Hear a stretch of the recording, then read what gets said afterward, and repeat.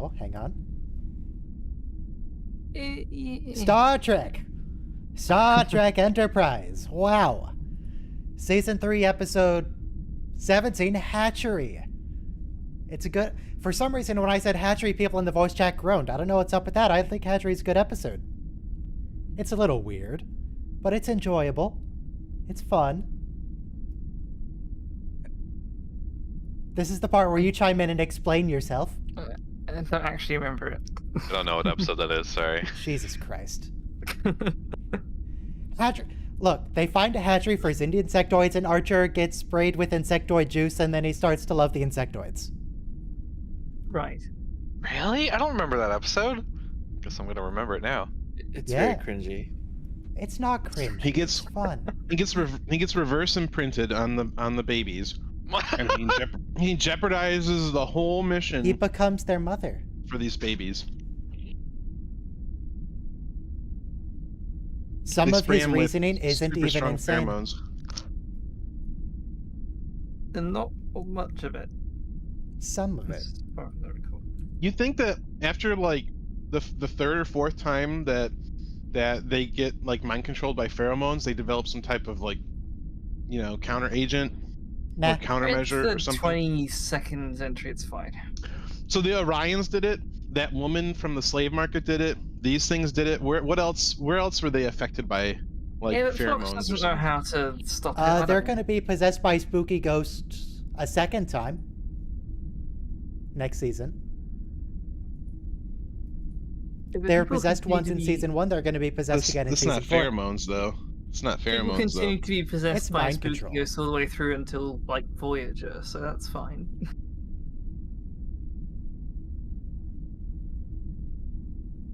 But yeah, I don't like that episode because it implies that there's like a soul or something. I don't think it implies there's well, it's unclear. Don't worry about. Also, we don't need the implication that there's a soul because we already know there's a soul because we have an entire movie about it and then a 3-part episode about it, about the Vulcan soul. Well, is it a soul or is it just like literally downloaded copy of all their memories and experiences? What's the difference? Ah, well, there you go. Well, the More to difference the point, is one how can you is, tell the difference? I guess, but you wouldn't be able to copy a soul. Everything that makes you. Yeah, the soul. You wouldn't be able to have multiple instances of the soul, whereas I feel like you could have multiple instances of the. So if you can copy the data, it's not a soul. But we never see a Katra be copied. Well, okay. When Spock transfers his Katra to McCoy, is he soulless, or is that an actual copy? Yeah, because then he's still alive, right? So that's got to be a copy. And that means that when they put it back in his body, would that mean that he wouldn't have any memory of anything that happened after he did the mind meld with McCoy? And then does that imply the version of young Spock on the planet that the other Vulcan lady had to sleep with was just soulless an animal himself until he got melded He's back? just a young Vulcan who doesn't know he's Spock. Who doesn't have a soul. No, he just doesn't. He's just. Okay, don't worry about it. These questions don't need answering. It's just a TV show. It's not that big a deal. Gets overwritten when they put his Katra back in. Yeah, but are you saying that he doesn't have a soul beforehand? On an unrelated note, Mike, I have one Warcraft 3 mission left in the York campaign to do. One of the hero girls. Oh, I'm excited. It's close. I've been waiting. The York campaign, for some reason, it's so much more technically complex than the other two. There's so much going on in the triggers. I need food. It's weird. Are you porting it to something? First? I'm just making the campaign multiplayer. And there's a bunch of junk to do. Yeah, I do notice that early in the game development, like the levels that they develop first are usually the most like complex and fleshed out, and then in the middle it starts to like press play in 5, 4, 3, 2, 1, play. Continue. It starts to kind of drag on, and it feels like they start to phone it in until it gets to like the very end, like the climax, where they actually kind of, flesh it out a bit more again. I don't know why. This is 3/4 of the way through the game. The Orc campaign is. Yeah, but if they develop that part first. It's unclear. Nothing says that the game was developed chronologically, in terms of how it's played. Well, someone did say that because there's an interview with one of the level designers where he goes through all the campaigns, but I don't remember what he said about that. But you could go look up Designer Dave and see. Oh boy. It's the Starship Enterprise. It's Enterprise. But it is the Starship Okay, so called Enterprise. we now have the new design of insectoid ship. We had an insectoid ship earlier, but it was just a reuse of the Nausicaan ship. This is the real one. Well, that just means they have multiple classes of ship. One of which is also Nausicaan. Or they steal Nausicaan ones. All the Nausicaan stole the insectoid ships. You know. Or they bought them. They bought them from the same person. Who knows? True. Well, there's some slight Bought them difficulty from in the that Ferengi. once you enter the Expanse, you can't leave. The Egyptian Air Force flies F-16s. They don't make F-16s. You know what I'm saying? Like, we make the F-16s. They have a we lot sell of them as to well. Egypt. The Egyptian Air Force. Okay, has but like there's no 200 big F-16s. cloudy barrier around America that nobody can pass through. We don't have a Well- force field like the Expanse does. Apparently, at some point, certain people of your government wanted that to be the case. I don't think the wall would stop a plane. Doesn't mean the Zindi didn't go out of the Expanse and buy ships and bring them That back. does mean that. It explicitly means that. Nobody can leave the Expanse. Then how did they get to Earth with a super weapon? Because they retconned it. Don't Well, worry no, the about Zindi it. can do it because they have the weird transwarp jobbies. Then they can use that to go get the ships. Can they? Yeah. The only people who can leave are the Zindi. So they left, bought some ships, and came back. Hey, Mike. Yes. Good afternoon, morning, wherever you are. You as well. It's 5 a.m. Oh, good morning. Fine. And you're here just to watch Hatchery. Yes.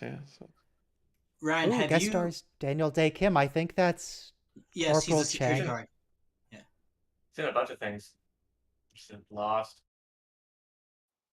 But have you watched Aliens or Alien, Sigourney Weaver yet? I Right. watched like the first third of Alien and got bored because nothing had happened in like an hour and a half. Oh, come on. So it's I quit. just old movie. Watch it. It was made in It the was 80s. taking forever. It moves a little slow, especially in the Yeah, director's cut. It's like- Alien was the 70s. Yeah, So- late 70s. Aliens. So compare it to the motion picture. Things take time, but they get there eventually. Yeah, the motion picture sucks because it takes forever. It's like Oh, twice come as on, you long have as to it needs to appreciate be. the old style of movies. Just watch Alien. It's brilliant. Yeah. I tried. Maybe I'll try it again at some point Try it. Or- again. and just skip like the other- first third The other 2/3, yeah. because I've already seen it. That bit. Yeah, skip through until where you stopped watching, and then keep going. Yeah, but you're right though. It really is drawn out at the beginning because they show you the Nostromo, and then like the idea is to show you the blackness of space, so you're supposed to fall asleep. I was just thinking how think much that's better quite- this episode would be if these were xenomorph hatcheries.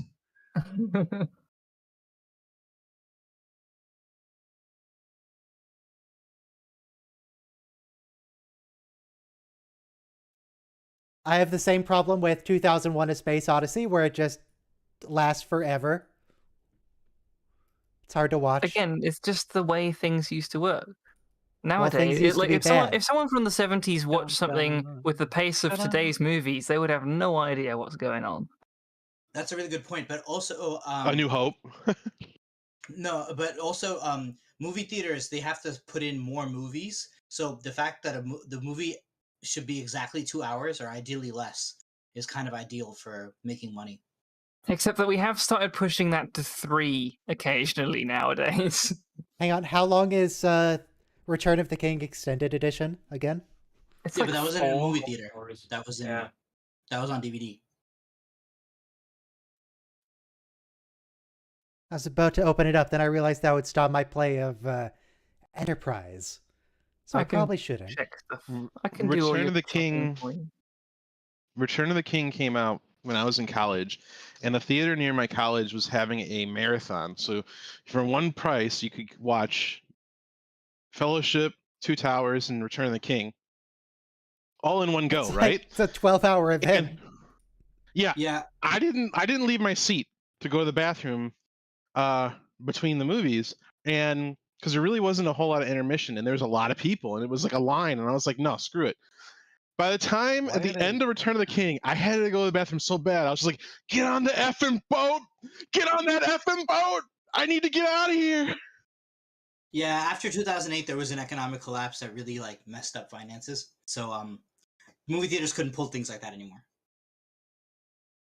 You notice the moment that they see Mm. the atmosphere as oxygen, nitrogen, they're just like, well, I guess nothing wrong could do with this atmosphere. We're now. breathing Just this whip off now. There's definitely no like parasites or things that are going to affect my brain. Exactly. It's fine. Mm. It's technically Pheromones. breathable. And just Imagine on a that note about Galaxy the, like, Quest scene. the movie, well, yeah. But that was like a good little nod to all of this. Because, yeah, it happens a lot. Where they're just like, oh, it'll be fine. What could possibly go wrong? And in this case, it's one of those times where if they kept the helmets on, They would have been everything would have fine. been fine. So they're just dumb. They've demonstrated complete disregard for even the most basic protocols. Yes. The Mandalorian Exactly. had a good hatchery episode. Yes. They did. This is kind of reused in Discovery. A little bit. Eh. Where the bit where they talk about how this area was reinforced to the detriment of all the adults in the other areas. Just to protect this one zone. Well, yes. And then there's also the bit about, you know, chemical substances affecting your brain. Quick note on like movie length Are you and stuff that saying- we're talking about. It's like they started disregarding the 2-hour rule recently with the bigger stuff. Like June is 2.5 hours, Endgame is 3 hours, that kind of thing. Yeah, I mean, Yeah. Marvel's gonna make money no matter what, so they don't have a choice. Yeah. And June was a big release. They knew it was gonna, you know, make some cash, I suppose. But they have started ignoring that more and more with the bigger stuff. I think like Dark Knight set a really good trend too, because that was it made cinema a little bigger than it was. Dark Knight will never be replicated. We're never gonna have a movie like that ever again. At the time Dark Knight came out, the industry was driven by director-led trilogies, and now it's this giant expansive universes, and we're never gonna have it was kind of like Kismet. It was like you had this director, you had this property, and you had Heath studio. Ledger And who the money pulled to off do something amazing. Yeah, and I don't think you're ever going to have that. The Marvel movies, while they're technically very good, they're kind of cookie cutter at this point. It's just it's a movie factory, and it's just like they're stamping a different brand on the same product over and over again. It's literally a production line. Yeah. And if you watch them all the way through, yeah, it's really quite a good job of weaving it all together. But individually, I agree with you. But you know, interestingly, 2009 Star Trek actually did really well because we didn't have the movie franchises. Like well, they were Marvel. They tried to replicate the 3-movie single director Mhm, thing with Star Yeah. Trek, but that didn't really end up working too well. No, because they kind of flubbed Into Darkness, didn't they? Yeah, and then I think Beyond was great, but by that point they'd lost I a lot don't- of their traction. They I don't took think too long Beyond to come up with was. Beyond. I don't think These Beyond two- was bad. I just don't know if it was Star Trek. Well, I think it was more Star Trek than Into Darkness was. That's for sure. And they squandered What Idris does that Elba. even mean? Yeah. It just felt. Well, it just felt more You mean like what we're used James to. Bond assassination, dark noir.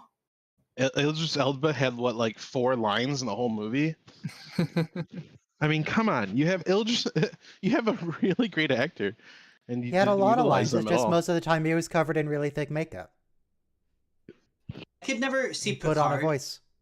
falling in love with being a mom for all these insect eggs. And Into Darkness is the best Star Trek movie because it mentions the Xindi. No, wait, not Into Darkness, Beyond. Beyond is the best Star Trek movie because it mentions the Xindi. Hello there. Hello there. Hi. Hello. God, we need more Xindi. Do we really? Yes. Though So, Idris Elba does refer to it as the Xindi War, and I'm not sure that's a strictly accurate description. T'Pol just said, "What about Azati Prime?"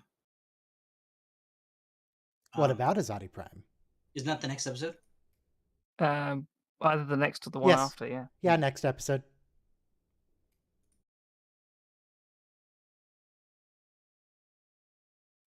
Usually, Archer is so protective of his ship and his crew, but by the end of this episode, he's the opposite.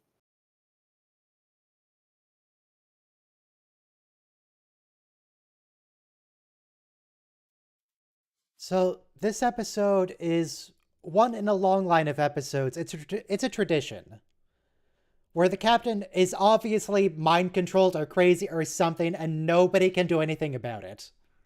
Right. I wouldn't It's say like, it's well, he's the obvious at this captain, so I point. guess we got to do. It's not at this At point, this point, it's not. but it will quite yet. shortly become obvious.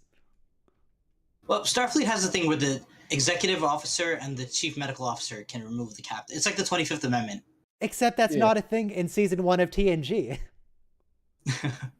Captain Picard explicitly admits to being possessed by an alien, and they're like, well, we can't do anything about it. He's the captain. That is true. He can report for a full physical, but right, if the physical doesn't find anything, the coast is clear.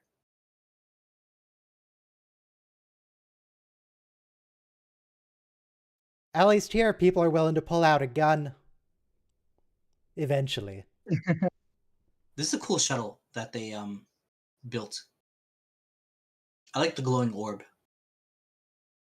I think this was reused. Yeah, that's a redress of the Suliban ship. Interior. Yeah. It's a They're done with the decent- Suliban. Don't need it anymore. And there are mentions of them later on a little bit, every now and then. Yeah, Silic will show up, and he'll get to get out of his makeup. That's always fun. Is this before or after they stole the Suliban cloaking one? Oh, this is after. Long after. I've missed a bit.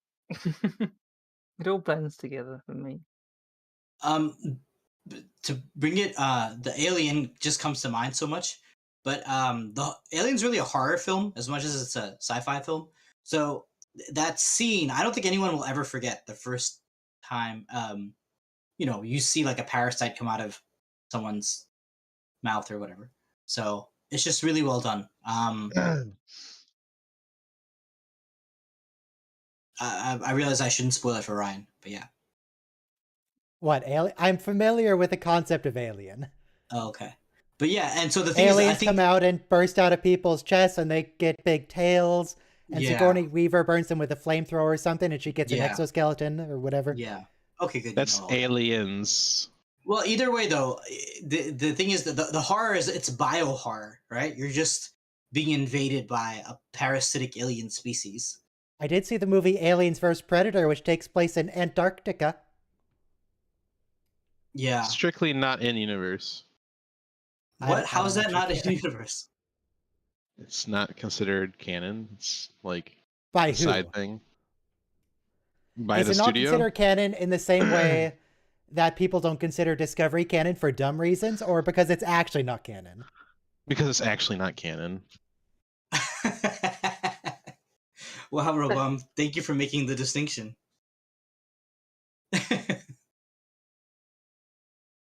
I would be the first to say it was for dumb reasons. Believe me. Okay. This is a cool set. It looks like a. It's in that shot. Is that like moss supposed to be there, or is that because it's damaged? There's Does it make vines and sense? stuff. Probably because it's Is damaged. Daniel Day Kim? Yep, Corporal He's a- Chang. He's pretty cool. He's a Marine. Insectoid wall tapestries. And of course, I always have to mention he was the alien astronaut from Voyager's Blink of an Eye, I don't remember. where the planet moves Right. at like 1,000,000 times speed. That was cool. I liked that episode.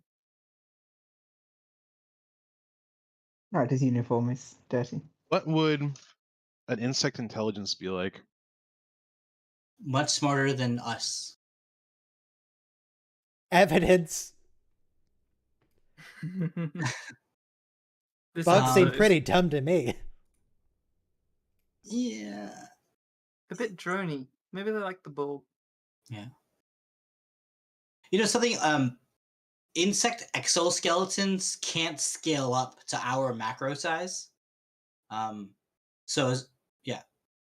So it's kind of a really hypothetical question. They're made size of of- space matter. Come on. The size of insects is determined by the concentration of oxygen in the atmosphere.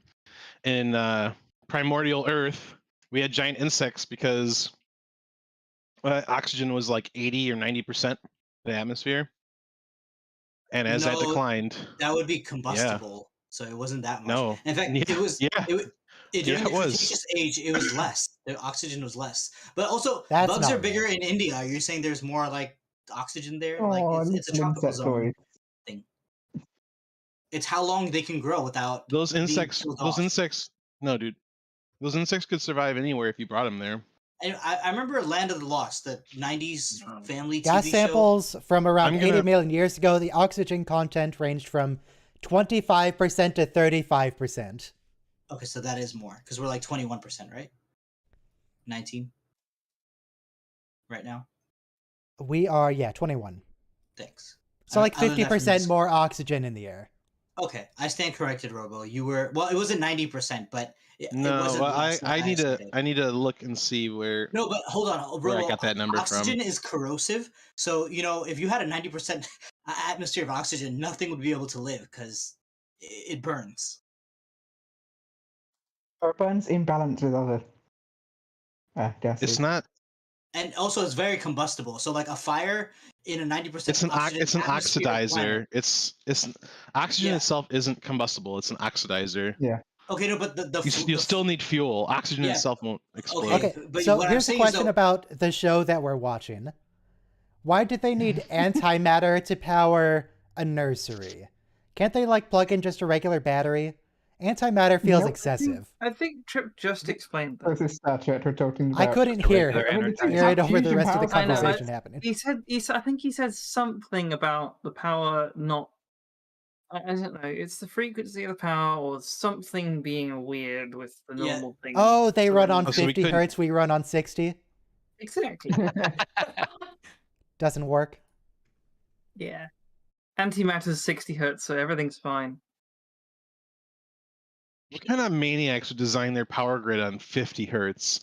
I mean, how dumb would you have to be to not conveniently make conveniently What kind of make more maniacs would electricity? run a power grid on 120 volt instead of 220? Hey, fun fact: our grid is actually 240, and it's because we use three-phase power that we have two separate 120 volt circuits, and we also have Okay. 240 volt service in the house for appliances. It's How's this for a safer. little fun It's fact? safer. Where I am from South Africa, we have three-phase 220, which is fantastic because we can run things a lot. It's I do not feel any loyalty to the design of my power system. Why do you? Well, 220 volt is slightly more handy for certain things. I You have still need one like thing one that needs 220 that much outlet in a lot of voltage. your houses, right? Because yeah, exactly. We You still often have need. so in your electrical box, there's 2 buses. If you connect one bus to ground, you have 120 volts. You connect one bus to the other to the ground, you have 120 volts. If you connect both buses together, you have 240 volts. So when you need a 240 volt outlet, the circuit breaker connects both buses together, and you have a 240 volt circuit. Because you guys quite often have one plug in the house that's 240, right? And if you have any I have type of, not exactly just one, one, yes. but well, I mean, if you have appliances that run on it, then you have however many you need. So if you have a welder in your garage, you have a 220 or more.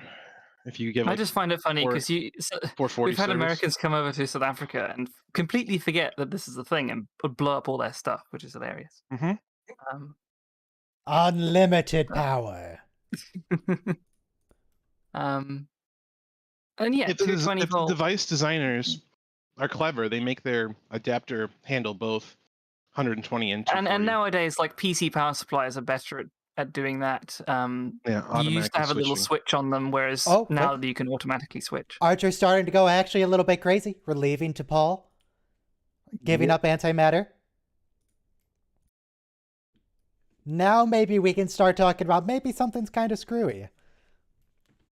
But is it really that crazy to, Now, do that? the one thing I will concede is that if you have a high draw device, obviously it's better to have 240 because you can have a lower amp current to get the same amount of watts.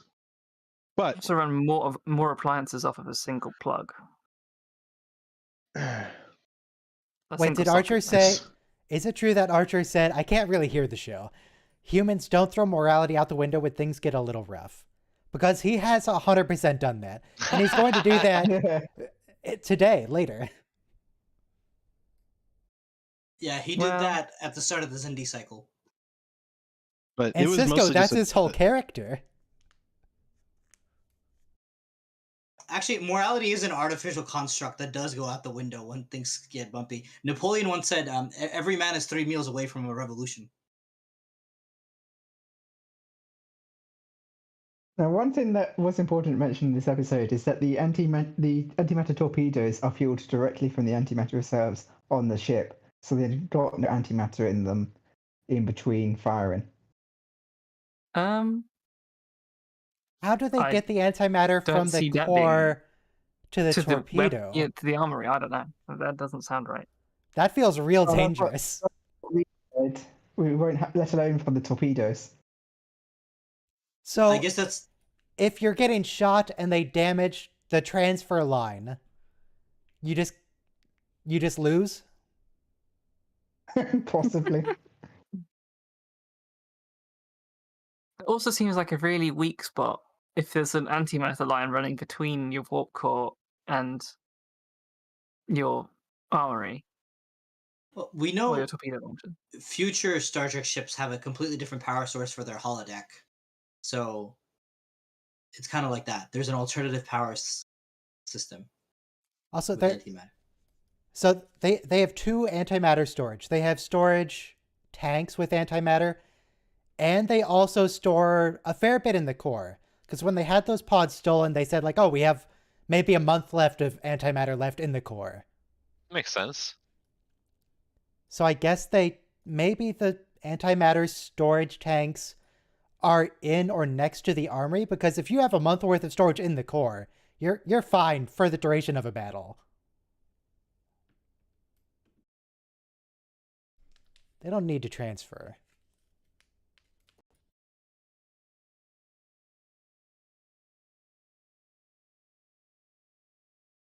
It's like warming up to... Yeah, they had their punch up, and they said it's settled. Everything's fine now. Yeah, I look forward to having this dislocated character. retina is all it takes. Detached retina, rather.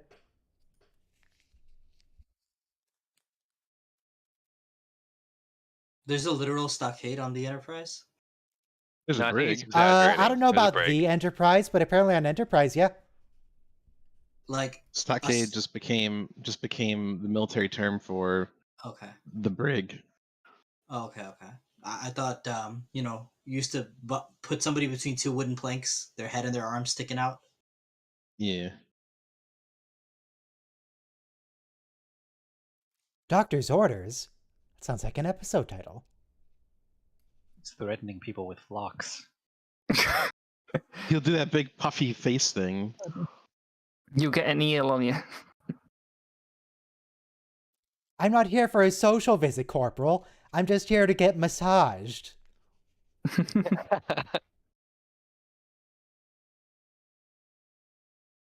That's racist.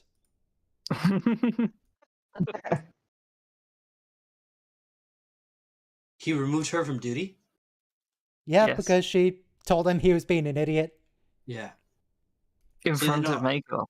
but he has trusted into Paul since episode 1. So it's Well, really I out of wouldn't go character. that far. No, he has. Because she showed and then she reciprocated. Since the end of episode 1. Okay. Well, I don't know if I'd go that far. I'm just remembering that bit where they have Trip break into her encrypted emails. Okay. Snoop. I think Trip was just doing that on his own, right? No, Archer told him to do it.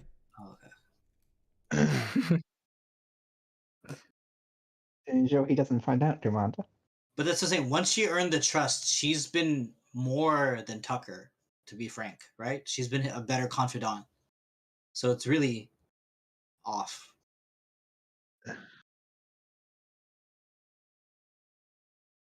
Oh, we're gonna get shot? Oh, right, this. The big brother showed up. That's Jupiter.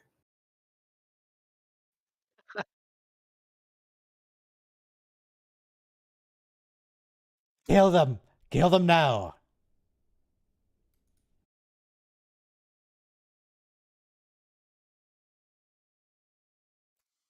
Here's a question. Why do they stand up when a battle starts? It seems like that would be the perfect time to be seated. With a seatbelt. And have a seatbelt, yeah. When Picard says, "Oh, finally you've got seatbelts on the Enterprise." Why did they cut that from the ending? Why would they do that? It was perfect. Star Trek Nemesis had the perfect ending. All of the and they deleted cut it. scenes from Nemesis are perfect, and they Yeah, deleted them for no reason whatsoever. If you guys Yeah. haven't seen them, you should have a look at the deleted scenes from Nemesis, because they are pretty good. The studio and the And- movie theaters got to make money. Major Hayes is first officer of the Enterprise when Riker leaves in those deleted scenes. Yeah. I forgot about that. It's all coming full circle.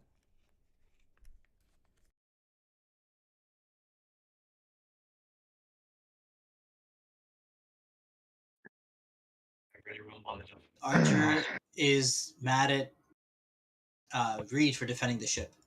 Yes. Against insectoids. Against not insectoids per Oh, se. that's gotta burn. Oh. Report to Major Hayes. Might as well just throw him out the airlock. Oh, those are Zindi insectoids? Yeah. I missed that. I thought they were I thought they were Sigourney Weaver aliens. Nope, just Cindy. No, there's Zindi. Come on, that's the whole point. Okay.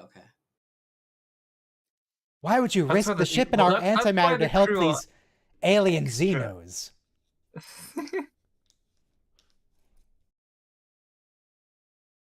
Right, now is a good time, guys, to do a little mutiny, slap him in the Yes. head, and send him to flocks. Get an eel set on him, and everything will be fine. Major Hayes, this is why you didn't get to be first officer. You're not willing to make the hard decisions. You just do what you're told. Yeah, Yeah. the military is useful when you want to suspend democratic principles. Well, still technically speaking, having the democratic leader in charge. Yeah, but no one can question the great leader now. How is Major Hayes in command? He's not even an officer. No, but he's a tool. He'll never question Archer. Like, why are you threatening the ship for a bunch of eggs? Just follow orders. Good soldiers follow orders. Good soldiers follow orders. T'Pol bad, Reed bad, Major Hayes good.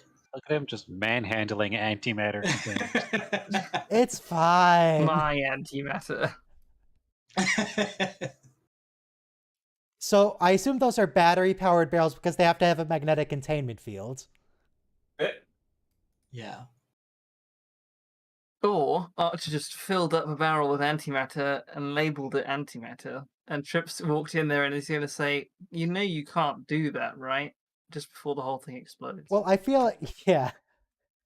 As soon as he started pouring, ship is gone.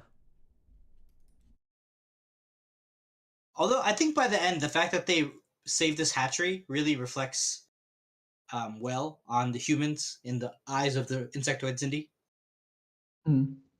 Well, the insectoids are one of the most gung-ho against the humans. Mm-hmm. So, not so much, I think, but might have changed them slightly. See, here we go again. Phlox has the authority to order you to sickbay. Oh, but what if the captain says no? Oh, we didn't think of that.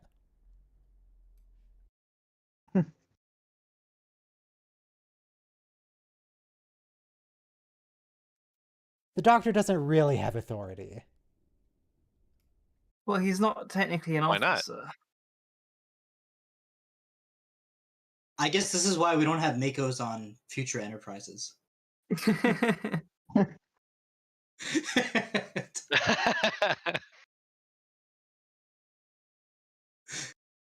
You can't have a parallel security infrastructure that just reports to the captain. Yeah. Very mirror universe kind of thing.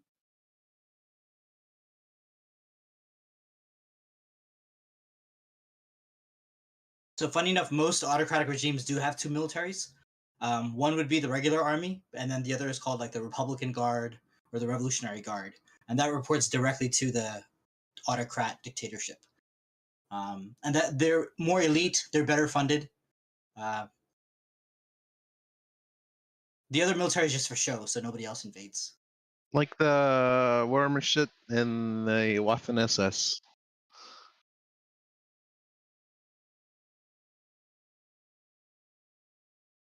Ew. Do they have to make those eggs dripping? Nice, juicy eggs. Have you ever had caviar, Ryan? No. Me neither. I don't think caviar is like 6 or 8 inches across, though. Yeah. It's the same No. principle, though. You just eat some wet eggs.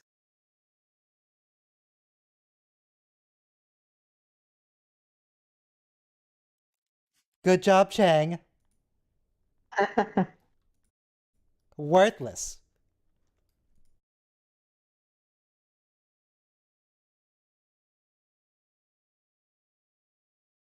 The show Lost has a really good with Daniel Day Kim has a really good Korean before they crash land on the island.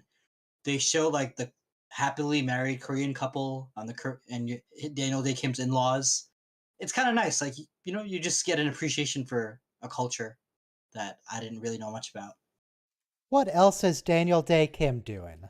Is he still working? You know, those Zindi eggs, they remind me of something. I'm not sure. I can't quite put my finger on it. What that reminds me of. Oh my god. Daniel Day Kim, Corporal Chang, is going to be Fire Lord Ozai in an upcoming Avatar The Last Airbender show. Wow. Live All in a action. uniform.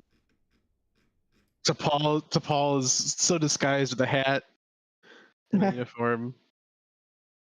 I didn't even know they were making a live action Avatar show. Yeah, I didn't either. But was that armory always there in the engine room? I I assume they think have so. armories in a lot of places, like spread throughout the ship. Yeah, Right. there's weapons Well, lockers that everywhere. armory was the specific one where the torpedo launchers are. Oh, that was the torpedo No, launcher. theoretically, that's one room, and there should be an identical one on the other side of the ship because they have 4 spatial torpedo tubes and 2 photon torpedo tubes. Oh, this is Corporal Chang's last episode. I guess he got fired for being so easily taken down. And Hayes dies at one Oh point yeah, too. another bridge with an easy accessible hatch. I just got myself a pizza. Nice. Kind of pizza. Went with pepperoni today. How do you know they're Pepperoni? not insectoid eggs? Yep. Hey, they're hatching. And they still don't have the environment suits in case they get sprayed with the same thing. They don't Yeah, they're not learn. being very clever. Like, oh, Archer had it happen to him. It couldn't possibly happen to us. I like how he's covered in egg goo. Or is that just sweat? No, there's like orange Both. spots on his uniform. You know, they should really pull a General Chiari Mundi and just bring in the flamethrowers. Just burn it. Yeah, It's not worth it. It would be a good effect. Yeah, Oh, by Archer the way, would love them. this scene is hilarious because Malcolm and Hayes have been like T'Pol's going at it uniform. for the longest Yeah, I time, mentioned that before. and now they've been measuring each other's phalluses, and now rubber meets the road.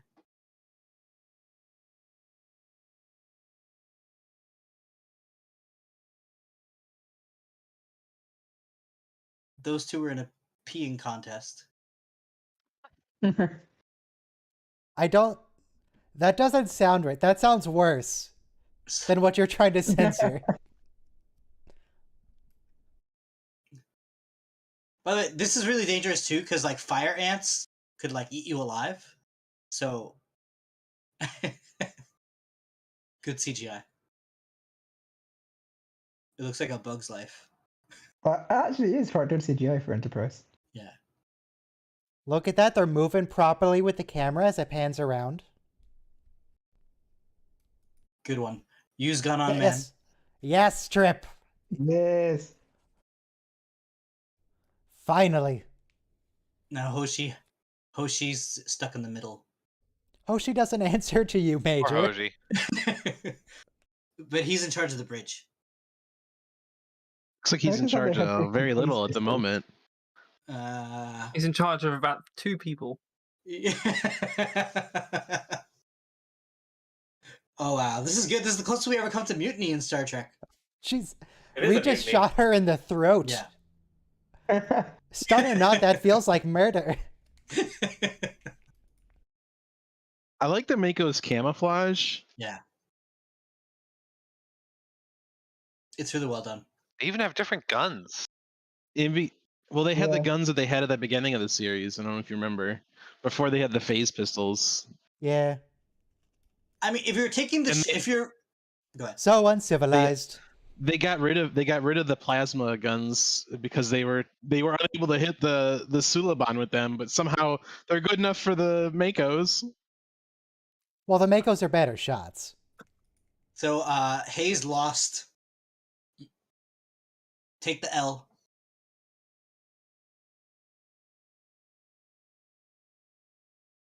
Hayes was always like, "Why Makos are stronger, faster, better than Starfleet security.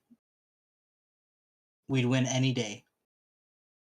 Reed wiped the floor with the Makos. Go Reverse imprint. Reverse imprint. Starfleet. Go Starfleet.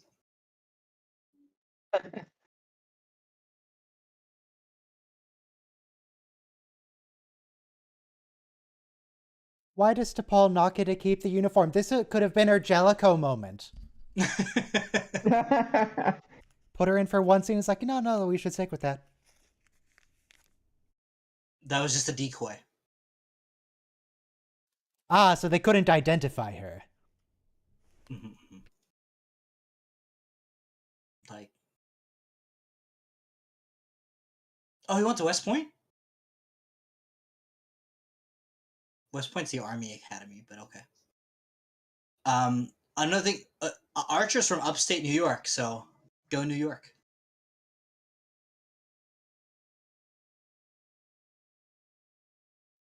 Yeah, Major Hayes is understanding. He's all right. A little, not too clever, but he's all right.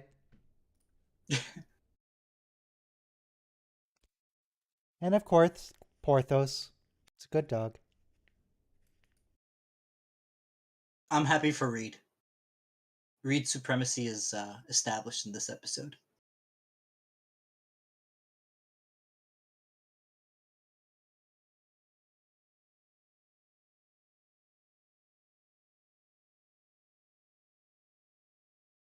So Wait, after you get look at the screen behind Trip when we see it next. Is that Porthos on the screen? It might be. Yes, it is. It looks like a True stuffed report, Porthos. No, that's what Archer had on the screen before, earlier in the episode. I thought it was a brain, but it was like a star map. Are you sure? Because it looks like Porthos. It does look like Porthos. It's like probably like a little report of how many times he's walked in the last week and how many cheese he's eaten, and like a daily report of Porthos. Porthos log, February 4th. No, you know what it is? It's Porthos' Instagram account. Yeah, what was it? To send back home. But I like how after you're stunned, you look like you're hungover from last night. I mean, kind of makes sense.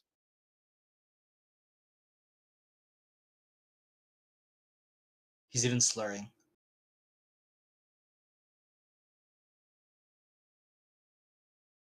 They're He's leaving sounded the really babies to die. All right, I'm scrolling back because I think we had a more in focus shot a bit ago. In focus shot of what? The Porthos. computer screen, not Porthos. You're so insistent. Also, people on stream, this is your reminder to ask why it's blurred and why there is no volume in about 20 minutes time. That's gotta be Porthos. Hang on, I need to... I'm trying to scroll back to find when we last saw that screen. You're right. No, I found the screen that I was talking about at 10 minutes 37 seconds, and it's not the Porthos picture you guys are discussing. So I was wrong. It wouldn't be the first time. Okay. Okay, so yeah, he has a Porthos log for reasons. Yes. Don't worry about it. A Porthos what? A log about It's- Porthos. Hmm. And what Okay. we have is the episode Azati Prime coming up in 1 minute. So, hold on. Like, No. 10 centuries later, they're going to find, like, the corrupted data files of NX-01, and the only thing left is going to be Porthos log throughout the Just entirety of the mission. Albums full of Porthos pictures. Porthos on the MT Enterprise from the Doctor's Orders episode. It's like, yeah, I just had a field It's day not to the myself. Enterprise, it's just Enterprise. I had a I field day boot to up. myself. You boot up the Enterprise's computer and it's just got a wallpaper of Porthos. What the heck is this? Yeah. The view screen defaults to Porthos. Historians will just It's a have to Porthos conclude that Porthos screensaver. was the He's actual. a good dog. You know the splash screen that you get when you start up your computer? It's just Porthos. What I do before know it is we should turns press into play in camera 5, views. 4, 3, 2, 1, 0. That was a really quick minute. We were It talking was about exactly 1 minute long. It felt fast. Well, We might things actually feel get faster when somewhere. you're talking about Porthos. Well, And we're Yeah. actually getting somewhere this episode, so it will go by fast. Something's actually going to happen? It cannot be. Also, I think Mike fell asleep. Yeah. No, Mike. I'm here, Oh. but I'm going to bed.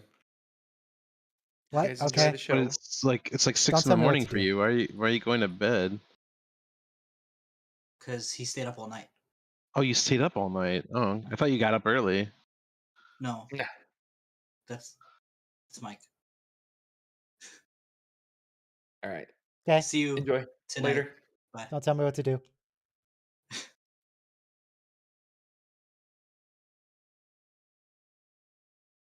It does seem odd, yes, Degra. That's not an insectoid ship? I like Xindi ships now. I never noticed they were so pretty blue.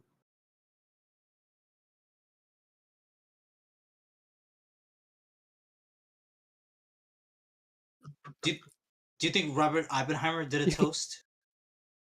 Randy, you didn't give them any drink. Those are empty glasses. What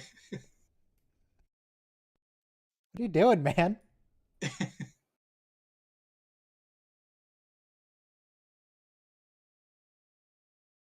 Okay.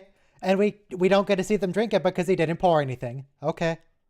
The bottom of the glasses has the green liquid. It's like putting a shot inside a tall glass. Super serious scene. Cut to this music. Again, upbeat rockabilly jingle. It's been here. a long road getting from there to anywhere approaching Azati Prime. Corporate made that decision, okay? Not the writers. What do you think the Xindi alcohol Rick tolerance Berman. is? Get Rick Berman. Sorry, what do you think the Xindi what? Alcohol tolerance. Maybe that's why they have so little in those giant cups. I don't know how that changes between like reptiles and insects. Can an ant drink? Do the insectoids Xindi have honeydew taken from aphids?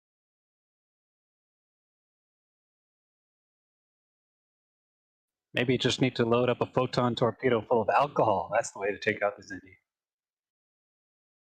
Well, we're out of antimatter, so we're gonna have to start replicating alcohol. Okay, so that's a reptilian ship, and the smaller one is Degra's shuttle.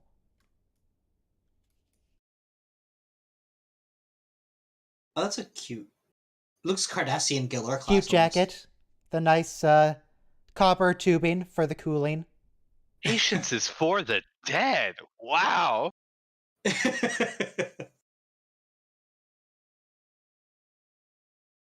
Scott McDonald, that is General... What's his name?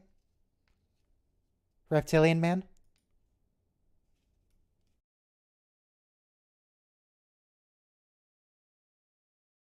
Dolam. Commander Dolam. That's his name.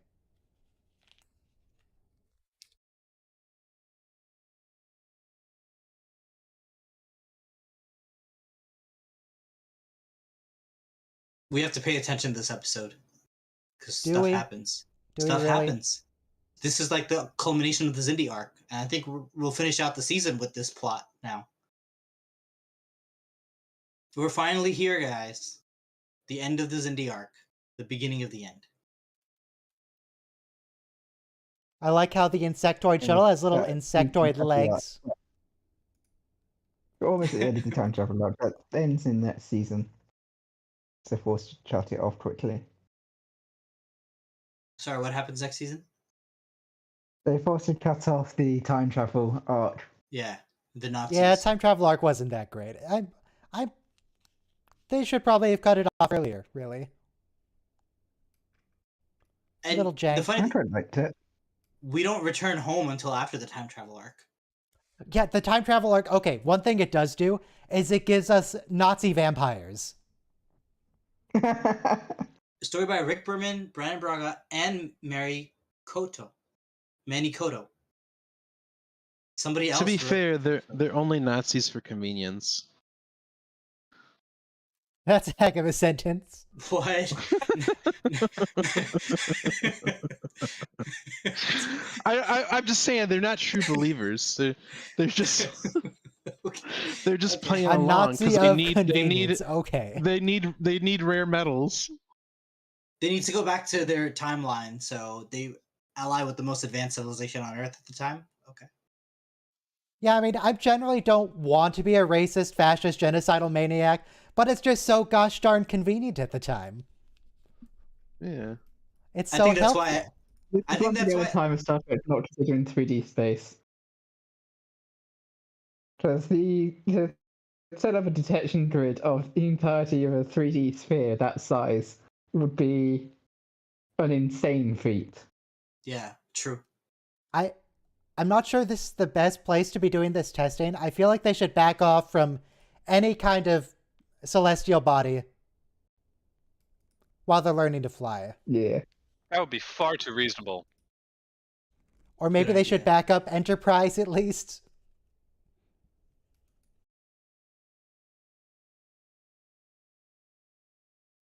They could guess we keep it need- attached to the grappler while they practice. We need a lighter moment compared to like all the stuff we've gone through, like mutiny and genocide. So we're learning how to drive a car.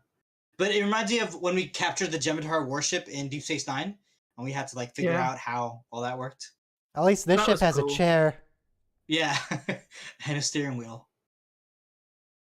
Wow, that's a bit of a stretch. I like the interface. It's really Xeno looking. I mean, it's 2 joysticks really, but That's kind Oh, you don't know what it was, Travis.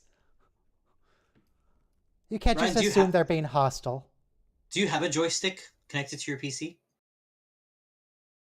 Not connected, but I have one.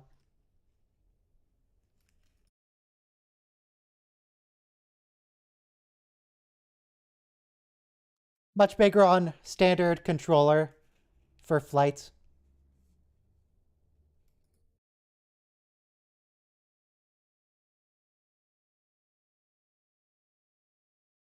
They don't Thank God notice for a huge Hoshi. delay between messages. That's just the interference. It's like when a cop pulls you over and says you got a broken taillight. Have a good night. How does one break a tail light without noticing? Surely the only way to really do that is Yeah. someone hits you from behind, Yeah. or someone Or- comes out around with like a baseball bat when you parked in the streets. Yeah. How does Or that- you were rounding a curve while you were robbing a bank and you broke the taillight. To be fair, if your car's parked, someone accidentally just hits your car a little bit too hard with their car, and then they drive off, and you get in from the other side, you're not going to notice. I suppose. Well, that's because you park on the left side. We park on the right side, and that wouldn't really be possible. Well, the Yeah, thing you're is, from we the have other taillights on side. both sides. Yeah, you can get hit from What the kind other of side car are of you the driving car. here, review? Oh, okay. Never mind. I don't drive. I park so far away, and I park where there's like a curb. I park all the way against the curb. So you'd have to try to hit my car.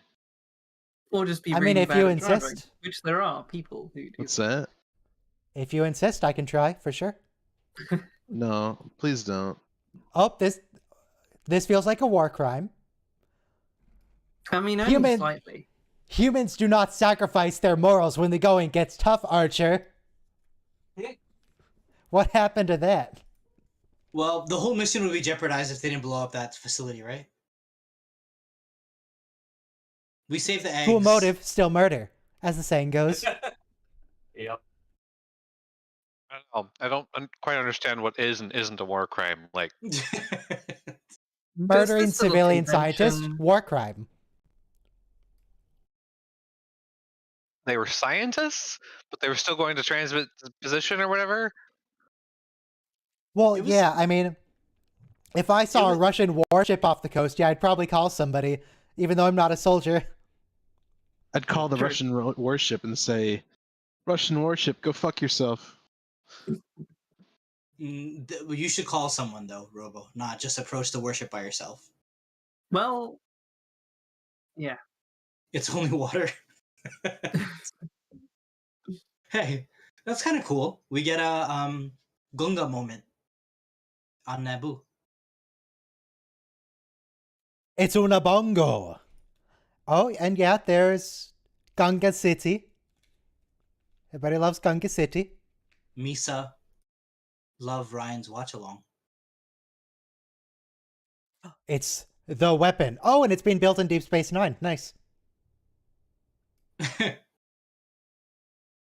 They borrowed technology from the Cardassians. We used to go big boom boom. Does mankind even know about the Cardassians yet? No. Oh, those were Zindi aquatics. Those weren't just fish. Oh wow, I missed that too. Yeah, they're just workers. So we use an insectoid ship to get to the aquatic world, or is that a We use an aquatic ship? insectoid ship Okay. to find the weapon, which is being built by the aquatics, but is being headed by the primates. Yes.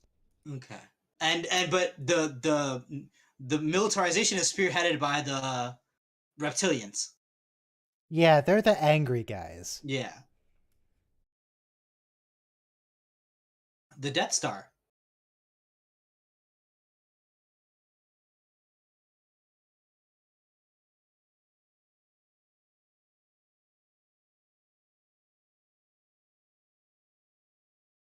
High heaven. We did not sacrifice our morals. High heaven? Why aren't we cursing on Star Trek?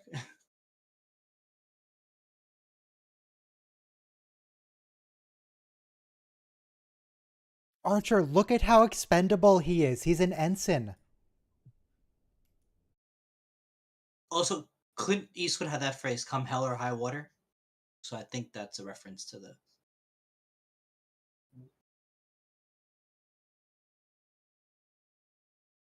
You gotta love Archer.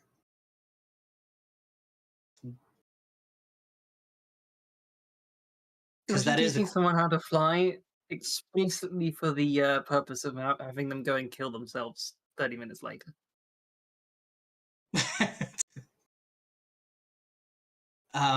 Good point. But if you remember from the episode with the engine, the Warp 2 engine, Archer was the lead pilot for the Federation, and he wanted his dad's engine to be successful. Oh, hey, we're in the 29th century. I don't like the Enterprise J. I think they're like, let's just take the Enterprise NX-01 and like scale it up. That was a Prometheus class, so like Prometheus class lasts a long time.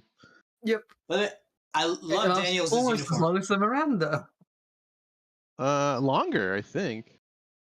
This is, I think, Daniels' best uniform because it really puts you in that 29th century temporal war mindset. This is really well done. I gotta commend. It's like a bodysuit that they covered in hoses. It's futuristic. Glittery stuff underneath. It might be futuristic, but is it comfortable? Because it doesn't look comfortable. It looks ridiculous. It's even, dare I say, sexy. If you say so. You dare. Also, but everyone not keep a weather eye out the window. Look for triangles.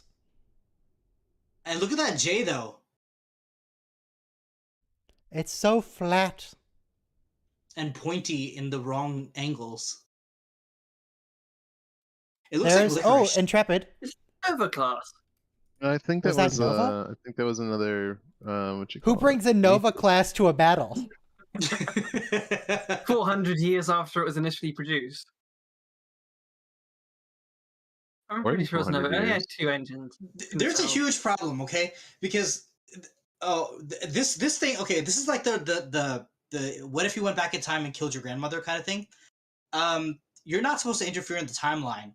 And Archer, Daniels here is giving Archer the unlimited card. You know, in other words, like, you can't die because you have to form the Federation. So, but Archer would have never created the Federation if Daniels hadn't told him to. But he also wouldn't have needed to kill himself if the other time travelers hadn't told the Zindi to blah, blah. Mm-hmm. He's rectifying the timeline. Yeah.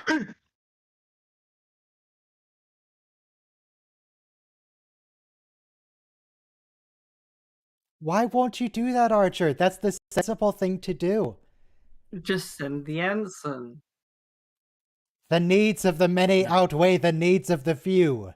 Or the Travis. I'm sure if you asked one of the Mako dudes, they'd do it. Travis already volunteered. He wants to do it.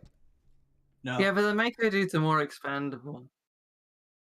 No, Archer's right here, though, because he doesn't want to order anyone to his death. Well, he should be willing to order people to his death if he wants to be the captain. Part of being the captain. That's part of the command test. I know, but he's not literally. I'm probably not part of the command test yet. But that's for the safety of the entire ship. This is about quantum dated. This is about you saying that I'm more important than Travis, and that's not true on its face, you know? Archer is 100% more important than Travis. Not really, actually. I don't think you can morally make that decision that one person is more Daniels important has than the other. explicitly told us in canon that Travis doesn't matter. He's expendable. That's what I'm saying, though, but I don't think morally you can say that. And that's what Archer's doing. He's such a leader of men.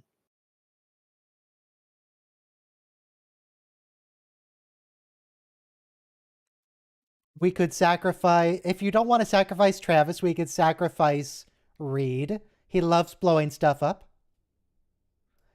It would, if we sacrificed Reed, it would be like Shax's death, where he's just so into it.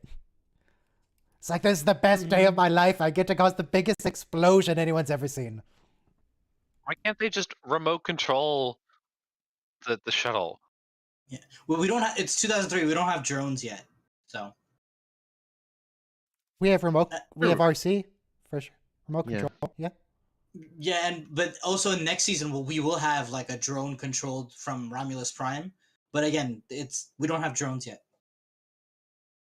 But actually, the U.S. military was using Predator drones to take out terrorists in Afghanistan and such. So we did have drones, but it wasn't in the popular consciousness yet. I think... You know, it should be in the popular consciousness? The person... Sacrificing one to save many. I think a person watching Star Trek would understand what a UAV was. In 2003, oh, yeah. it was UAV is what you get when you get 3 kills without dying. Kind of a dense concept when you think about it. We already have androids. I feel like a drone isn't too much of a stretch. And yeah, you guys are right. We had remote control cars, so it's not impossible. I think also, everybody we had in a remote control ship in would TNG. understand what remote controlled was. We had remote control planes in like 1934. Come on. Balsa wood. They were remote controlling target drones for like a century at this point.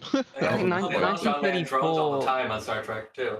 they had a Tiger Moth, de Havilland Tiger Moth in 1934 that was remote controlled. It had like 6 commands, but it was remote control.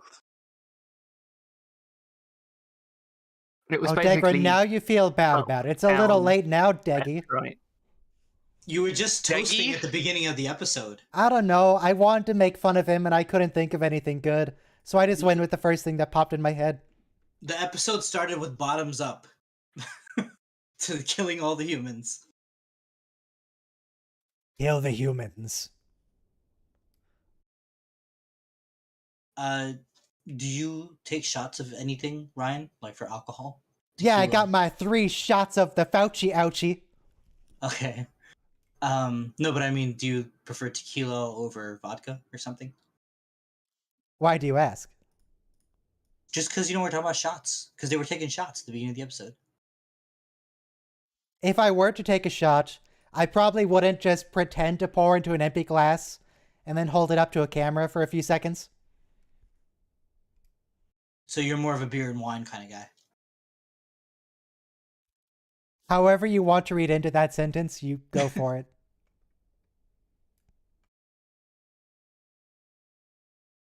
But what I don't like about this arc, right, because I'm kind of ruining it here, is that because you're so important to history, you get a you get a life. Like in Super Mario Brothers or any video game, you get an extra life when you capture the mushroom or whatever.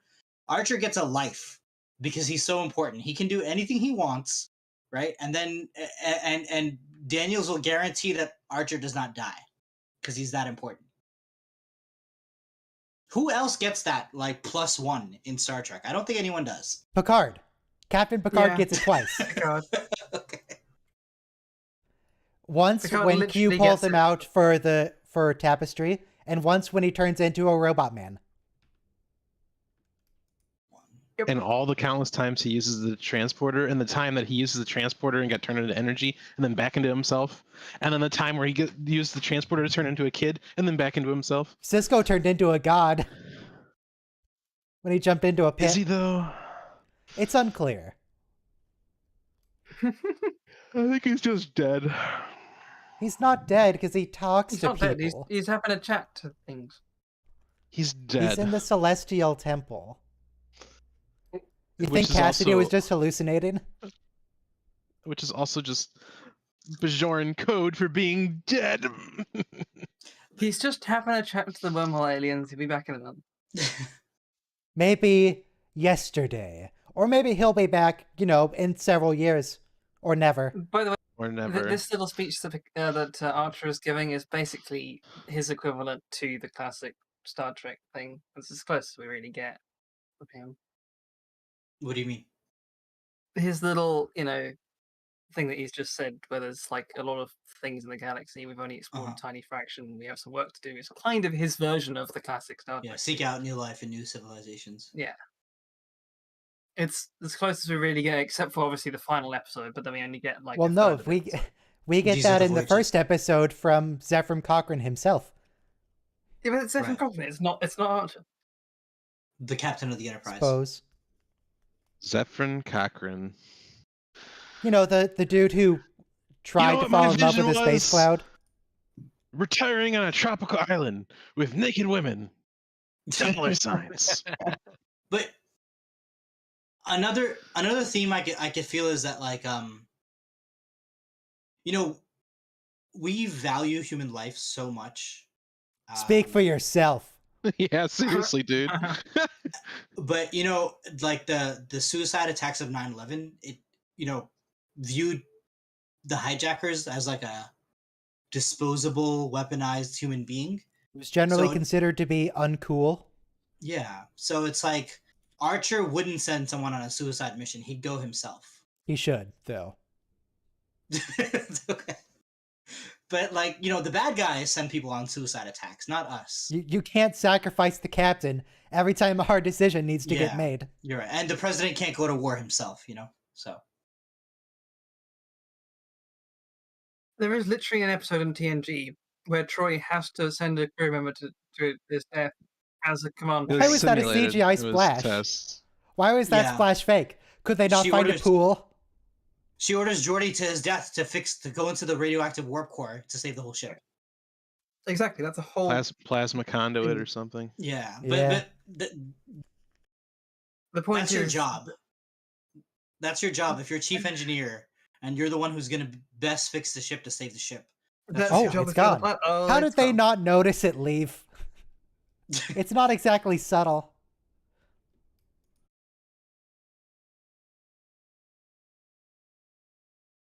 Like Unauthorized vessel power down immediately. Good job, Archer. You sacrificed yourself for nothing. I mean, is it though? Yeah, it's not here. T'Pol just gets a call. By the way, Archer's got shot down and the weapon's gone. We're all dead. We lose. but I love to pause crying because like they did mean a lot to each other. That was a good scene. Wait, Though Vulcan's she not is supposed to only show crying emotion. because of her mind addled from being addicted to a neurotoxin. Oh, okay, Yeah. okay. Yeah. Well, okay. It's going to be a bit of an issue in the future. Well, I'm crying, so and I can't blame the mind issue. Not to spoil too much, Archer will be Being okay. captured. He'll be fine.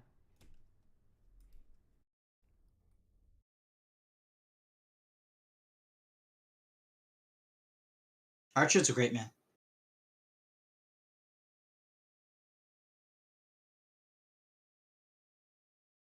She can't decide which man she's more in love with, Archer or Trip. They were a team. You don't have to cry, Robot. I think Archer was the better romantic pathway for T'Pol. Get out, Robo. What about T'Pol's husband? She's engaged to be married to a dude whose name I don't remember because he doesn't matter. But I like how they say we bonded, meaning like you did it. T'Pol's So husband was assigned to her. and he blackmailed her into marriage, so he was a POS. Oh, this is like the Four Lights episode. Except we don't get Bioweapons. naked Scott Bakula. Also, the way Bakula talks back is way better than Patrick Stewart.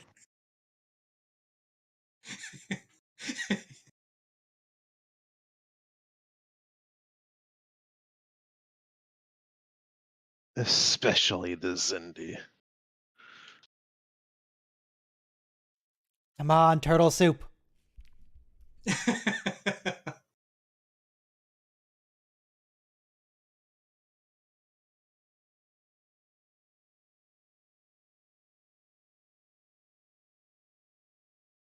That's the dumbest Zindi in the universe for You're sending not even saying what his a name was, drone Dolan. beforehand. We didn't have drones back then. The word didn't exist in the way we understand it today. Drones was for bees, worker bees, and Borg. Not for UAVs.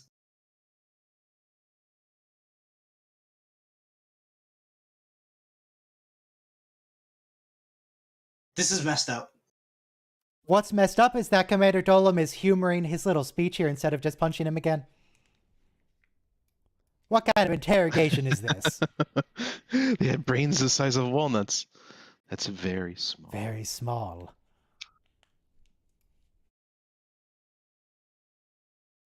Oh, with his makeup, Commander Dolan occasionally just whistles on accident.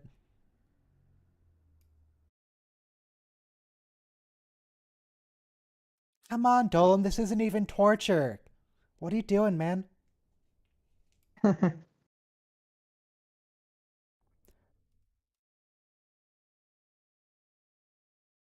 Turtle soup, I'm telling you.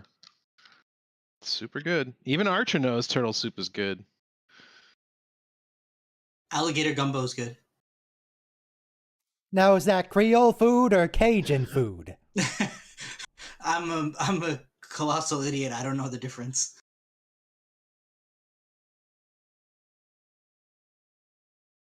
By the way, if you're ever being interrogated, don't call your interrogator brain the size of a walnut. Why not? Sounds like a great Why strategy. not? Yeah. Look how it's turning out for him. It's perfect. That would have happened anyway. Dolan, just dispatch a squadron right now and destroy it. Come on. You can still win. Just destroy Enterprise. Archer's like, oh, don't worry, we've got 200 ships in the Expanse. They don't even have 200 ships in the fleet. Earth sucks. They don't even have two NX Columbia classes. Or what's this called? Just NX class. Okay, thanks. They're very uncreative. By the way, the that stress position is extremely painful. I would last 3 seconds. Archer seems pretty chill about it. No, I'm done. Picard managed to right as well.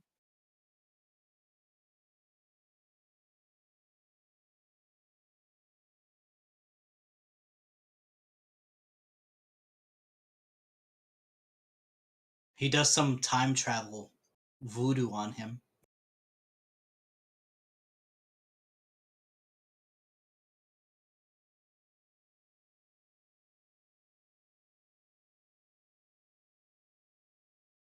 Ram with the Enterprise into the weapon. Go, go, go. That worked out real good the first time.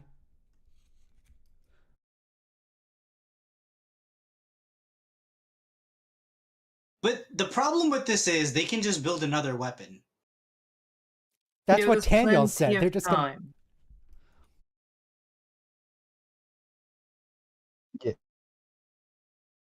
Thanks to Paul.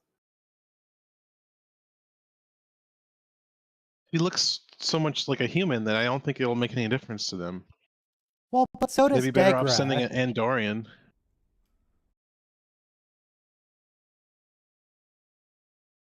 Hi, Degra. Hey, Randy. Randy's pretty cool.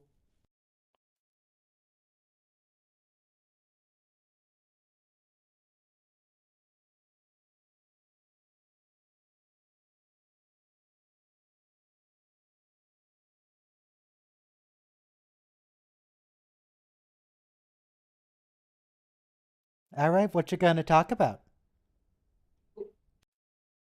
Oh, you know, stuff. Girls.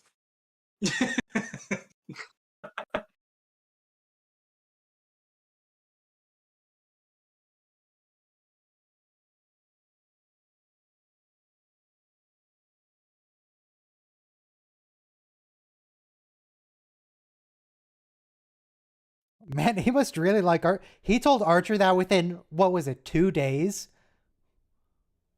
of that deception? No, it does matter.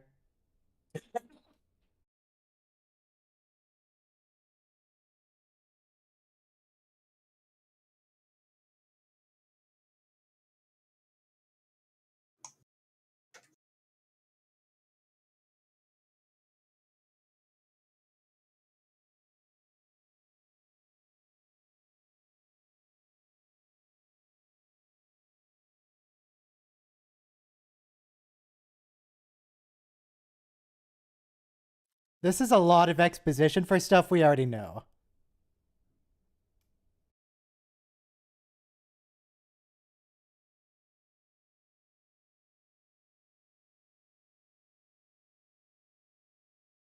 Archer, now you're just... Yeah. You might be pushing it a little far.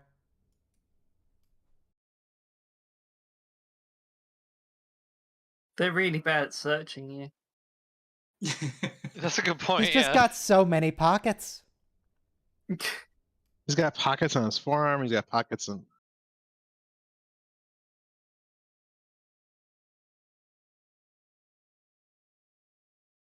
Really? You can't swear on my Star Trek. Whoa, whoa, whoa. Could he really have gotten it anywhere? Think about it. Yeah, he got it from the local Zindi gift shop. Quantum dated 400 years in the future.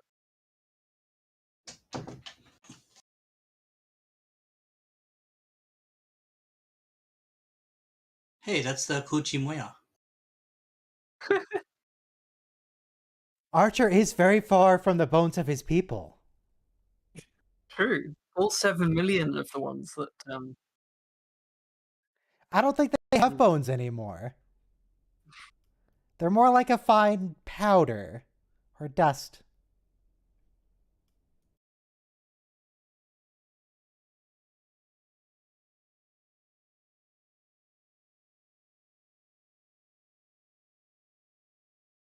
So, after Enterprise resolves, does Zindi no longer live in the Expanse? I mean, I'm not worried about it. She, unspecific pronouns. Everybody loves that trope.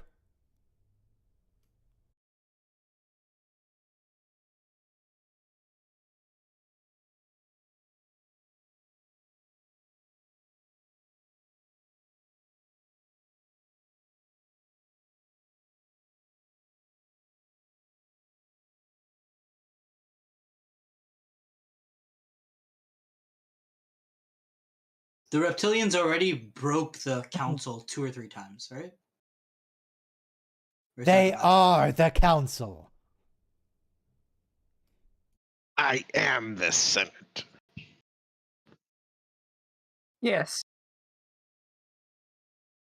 Oh, that's a good point, Paul. They're supposed to have 4 shuttle pods. Yeah, get on it, Trip. Don't You're worry supposed about to build that. more. No, they only had 2 because the other launch base got like a grappling hook and stuff in it. She's channeling her inner archer. It's a very emotional response for a Vulcan. Yeah, because she has the neurotoxin stuff.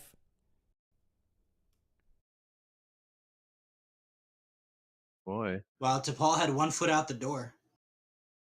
Yep. She loves Archer.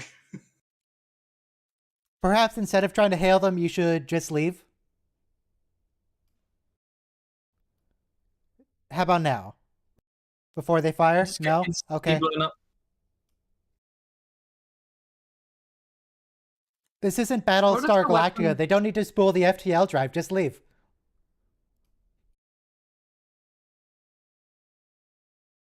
You can't warp within the solar system, remember, Ryan? 50% That's a of the time. lie.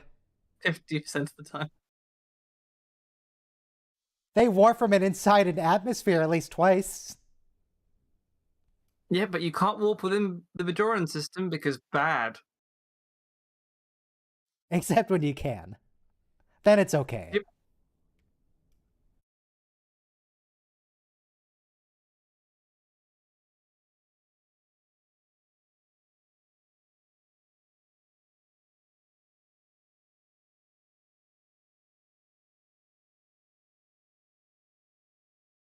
It's not an antique. It's from the future. It's the opposite of an antique.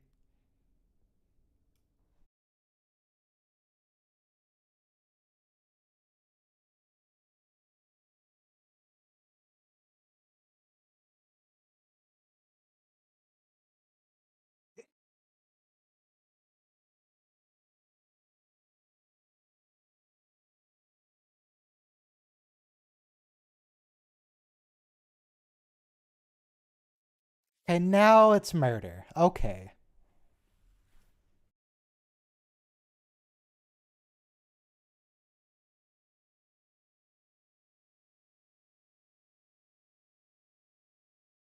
Some very dramatic music we got going. It's The music. It's different. Yeah, the music is really They should great. just break out with Faith of the Heart right now. At the end of this season, it just matches every scene really well.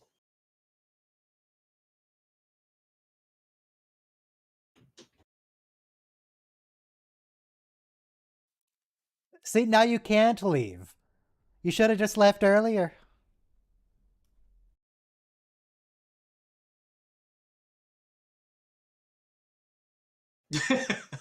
Get it back. Just go and take a walk.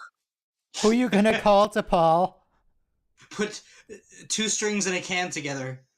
2 cans in a string.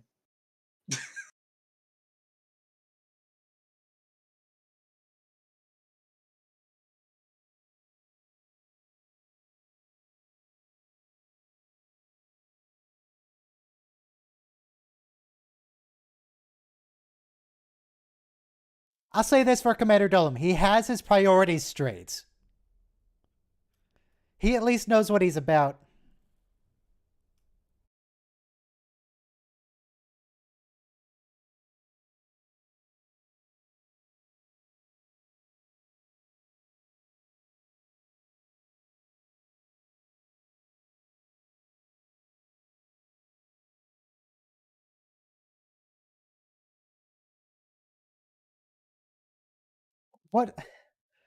What can the council even do about it? I don't really understand the limits of the council's power. I mean, It I seems assume like the the council reptilians is just do whatever they want without consequence. if they entirely outright defy the council, then like everyone will turn on the reptilians and they won't survive.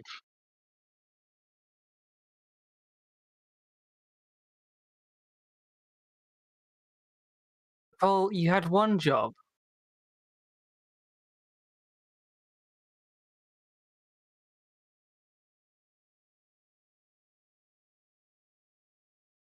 You're about to find a whole bunch of rock.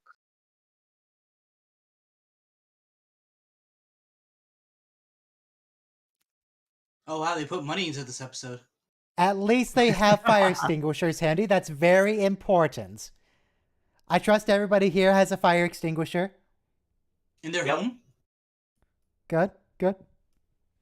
Just put baking soda on any oven fire. No, don't just put baking soda. Get a proper fire extinguisher.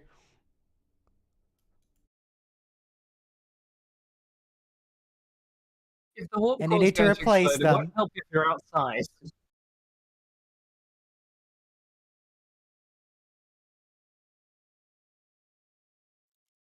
Oh, bye. Okay.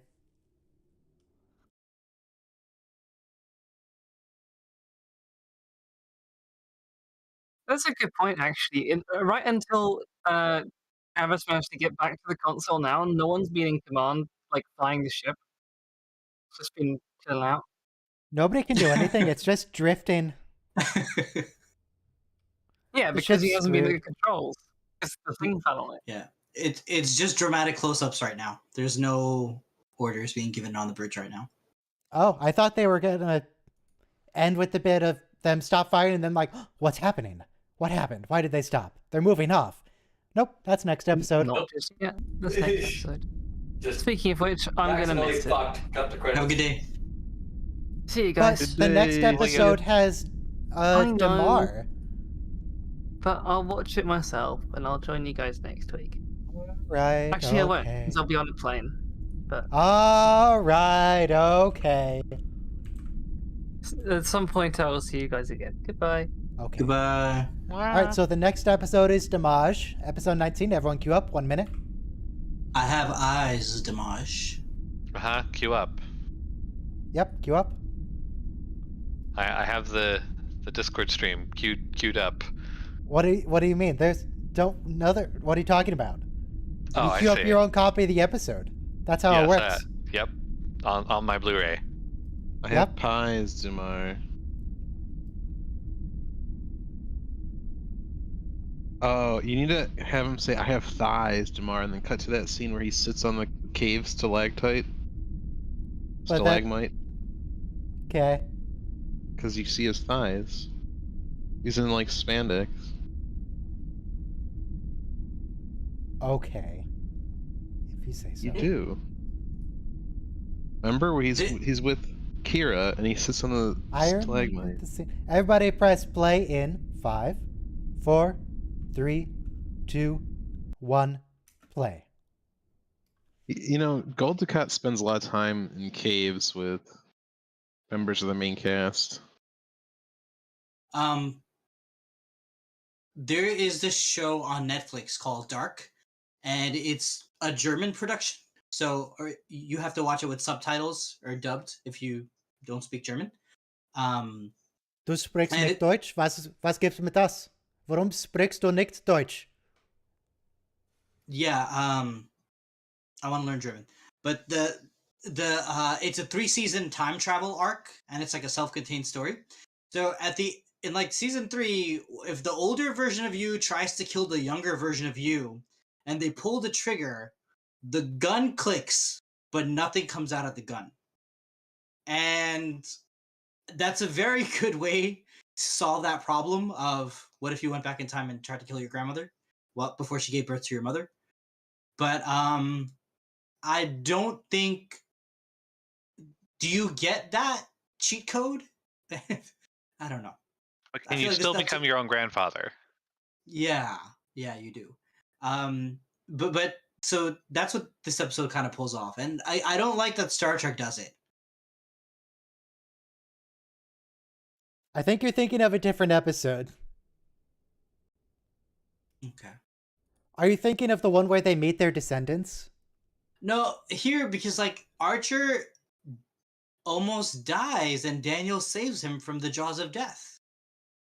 So anyway. Yeah. Just so he could find the Federation. And anyway, it's kind of I don't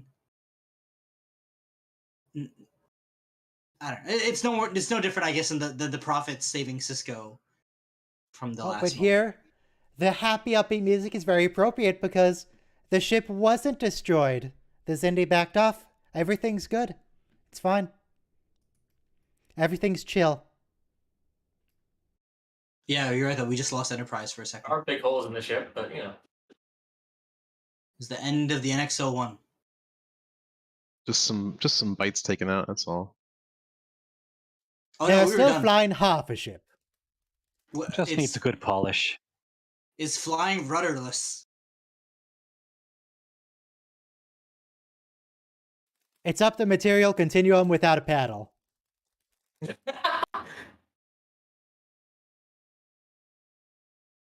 The Great Material River or something like that.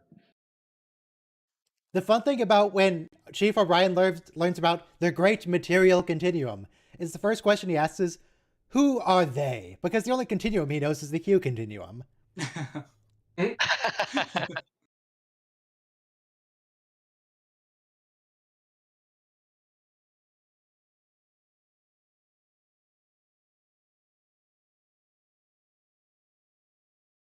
Casey Biggs.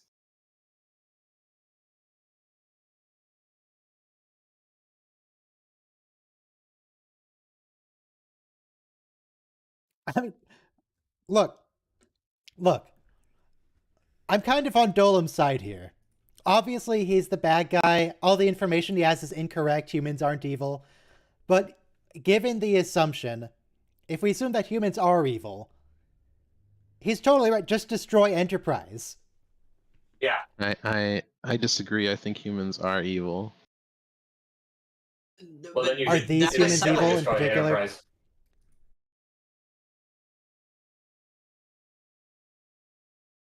The Xindi are a council, so everything has to be decided by a council of 5. You can't act unilaterally.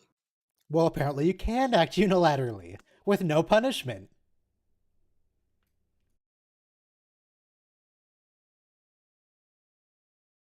It doesn't really seem to be much of an issue. He does something and then they're like, ah, you joker.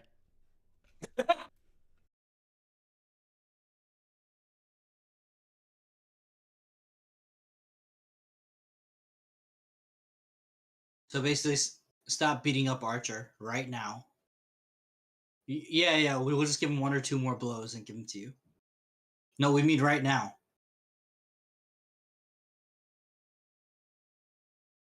Dolem is totally aquatics planning know his that he breathes stabbing air. right now.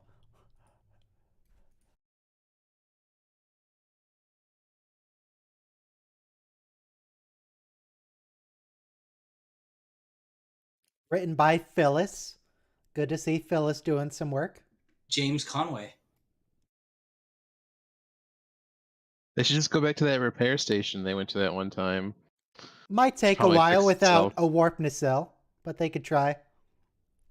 Also, that station Limp along. stole Travis, so you have to give up a crew member to get your ship repaired. Well, Look, not we've already necessarily. established You Travis just- wanted to sacrifice himself. Let him sacrifice himself to repair the ship. You just go there. You go there with like remote control, and They did also blow it up though, so there's a slight hurdle. it was repairing itself at the end of the episode. Yeah, It but kinda that's gonna implies take a that- Yeah, that's while. true. Is it already fixed? I'd feel like it would take years.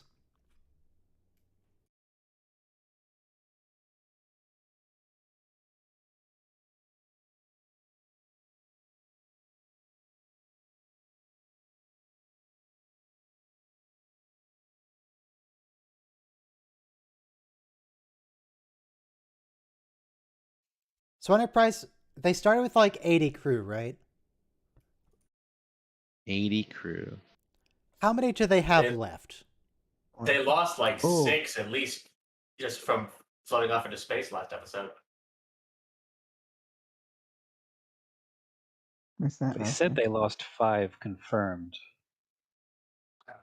Well, I know at some point Reed is going to go on about acceptable tactical losses, but I don't remember what he specifies.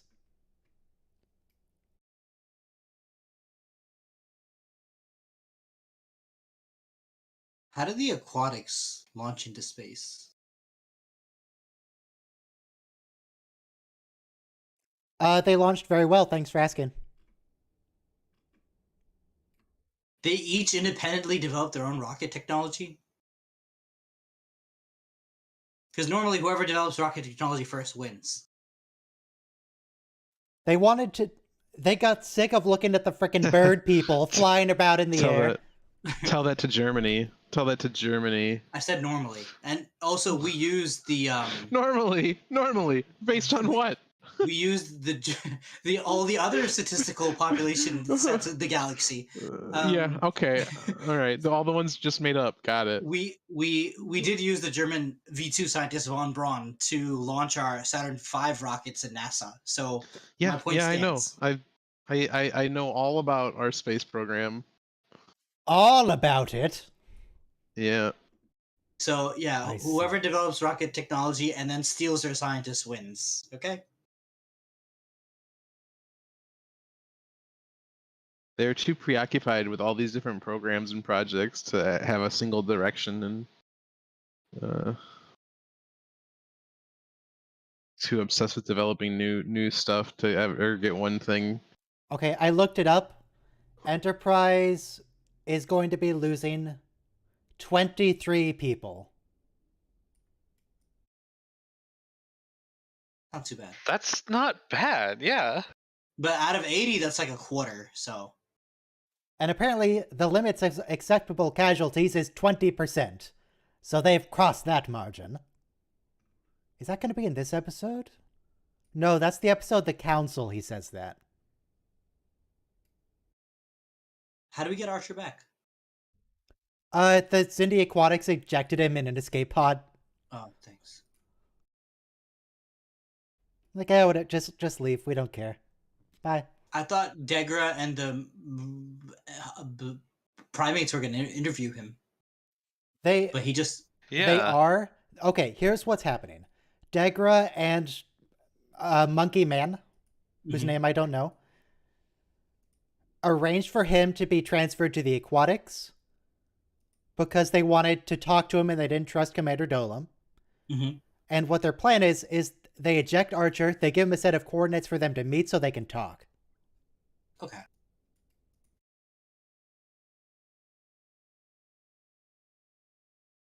That's nice of the Aquatics. Aquatics are pretty chill. They don't believe in keeping hostages just for its own sake. You don't look fine. Very Command is logical stressful. to lie about your condition. Command is stressful. I don't think this has to do with Command. I think this might have to do with Yeah. neurotoxins. Yeah. But remember how Picard, he's always like, I'm fine. Like, that's part of leadership too.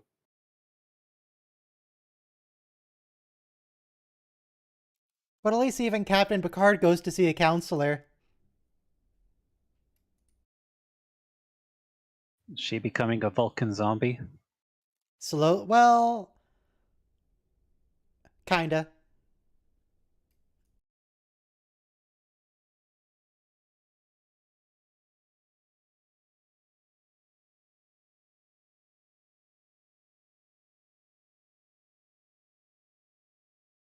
She just has a migraine. Do you maybe want to go see the doctor? Oh, I'm glad they're still running water. That's convenient.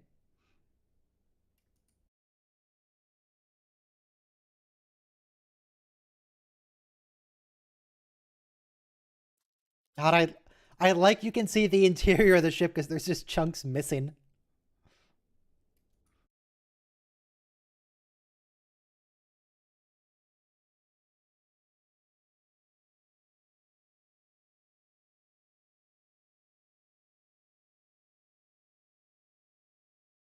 Yeah, that's the classic Star Trek thing. Hide on the other side of the planet. They won't see you. Didn't work for him this time. Got murdered. Well, it doesn't help when you blow up an enemy station right on the side of the moon. All they need to do is I don't know if I follow the qualify it as an trail. enemy station. All they need to do is follow the trail of debris and floating crew members. Did we see rocks on the bridge Find before? them. I think so. Have we seen rocks before this? Yes. No, I mean on this bridge, but like that was rocks just now. Yeah, probably.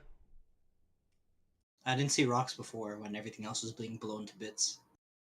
I just saw like bulkheads collapsing and plumbing and wires.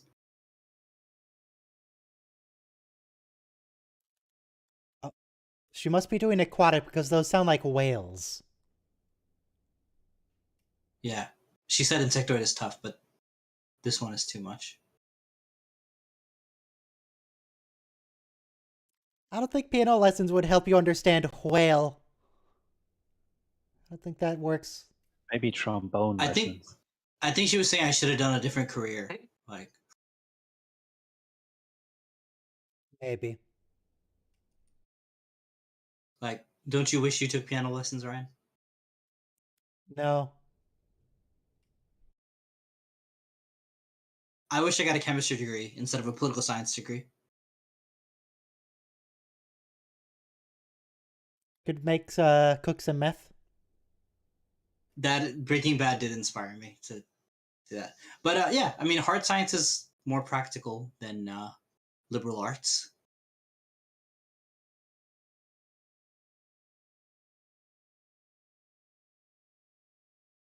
Linguistics is a pretty hard science, though. I'm sure by Hoshi's age, it's a statistical science too.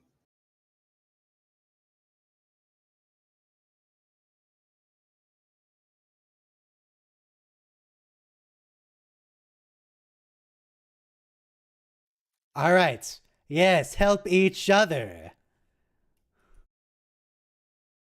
The fools.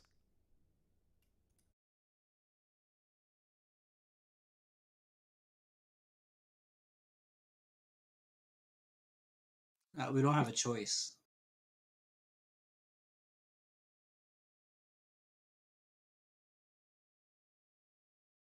There he is. Damar. Casey Biggs.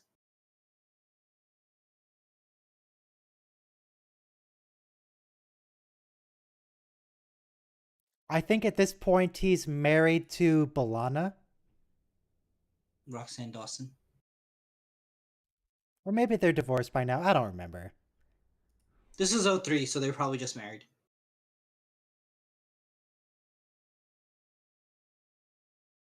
He looks weird, though. Yeah, unrecognizable.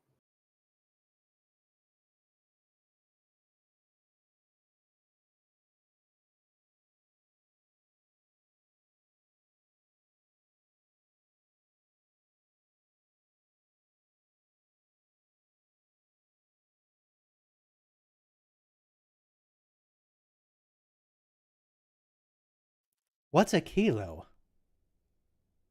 2.2 pounds. The translator. Okay, but he doesn't know what a kilo units. is. The translator translates units. Does it? Yes. Then how come we never get a Romulan saying you have 4.26943 hours? Yeah, I guess. True. It's a really good point. Maybe it's just etiquette to use your opponent's time system.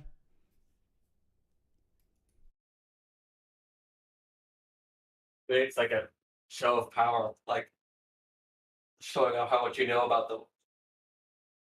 Or maybe everyone uses metric in the future and there's no controversy about it.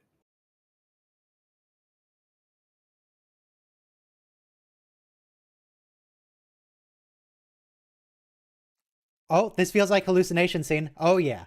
100% hallucination scene. Alright, which one of them is gonna look scary? One of them's gonna be a spooky zombie. So inappropriate in the middle of battle. I bet it's gonna be T'Pol's gonna be the zombie. Yeah. Wow, I thought we were watching Star Trek, not a...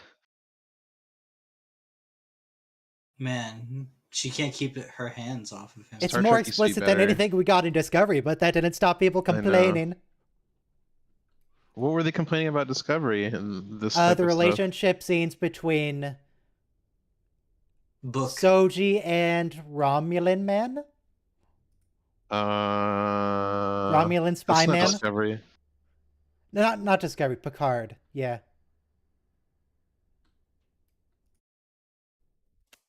They were really mad about Soji and Romulan man. That's not. I think it's more like the gaslighting, as opposed to just the intimacy. Well, specifically, what I'm referring to is complaints about there being a sex scene in Star Trek. Whatever. I got nothing. No problems with that. Also, yes, it was T'Pol was the spooky zombie. If Because anything, she's there worried aren't about what the enough Trillium's gonna sex do to her. scenes in Star Trek. Yeah, but like they would just cut the from the 30s onward. You would just I remember watching a black and white film for film class, and if two people are kissing, you just roll down the shutter in the shop, and it's just like understood that like they're gonna You do fade to it. black. Yeah. So, but no, for us to show it like this much was never really Star Trek. So Alex Kurtzman behind this episode. In the future, humans have evolved mitosis. Ew.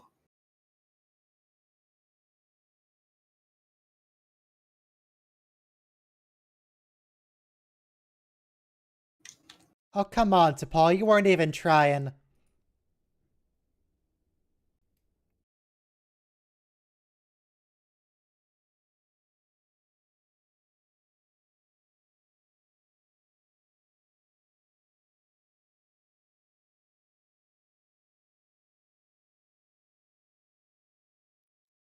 All right. So second time T'Pol has killed herself because of her medical condition, almost. It feels weird to me that the tube supplying all the air to her face goes through an external tube. Right, and also there's no locking mechanism on those tubes. Like you just pops twist it. right And it's out. you're supposed to twist it at least and have a little hint, spring that locks it Have in a place. lock, maybe. Yeah. We didn't invent that yet.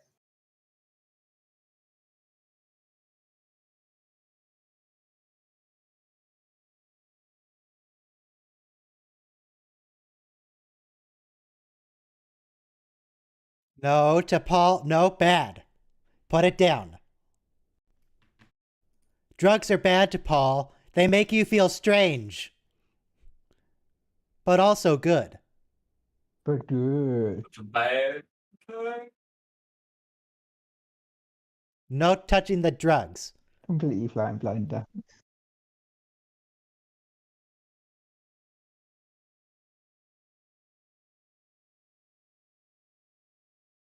It's a space bomb. Oh, she injects it. Okay.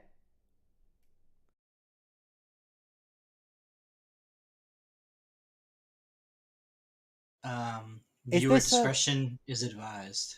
Is Trillium supposed to be a stand-in for any specific drug or just drugs in general? It's like that TNG I think episode it's too, drugs. where they had the Is it one meth? alien species was controlling another alien species, or Ketracel White. We've already done that too. Actually, meth is a solid that you have to like melt and boil, right? You burn it, you smoke it. Yeah, but you also inject it. You can crush it up and snort it. Okay. And I guess there was a scene in Breaking Bad where they mixed it with heroin and injected it, but I don't know how Heroin that you works. have to boil? What do you... Heroin. At least one thing you is- have to boil. Heroin. Yeah. You heat it up in a spoon to make it a liquid, and then you Okay. inject it. But I don't know if you could have it like in suspension or something and avoid that. But that basically feels like what DePaul did. Yeah, She had some injected. heroin. She injected heroin. Yeah, that's what she was doing. Because she cooked it too, So yeah.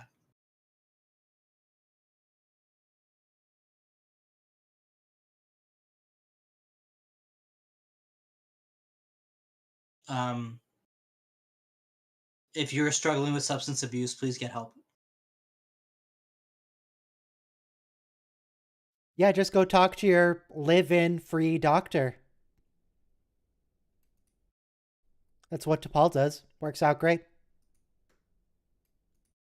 No, she shoots up in a dark corner of the ship. She'll go to her live-in free doctor at some point. She just self-medicates. Self-medicates.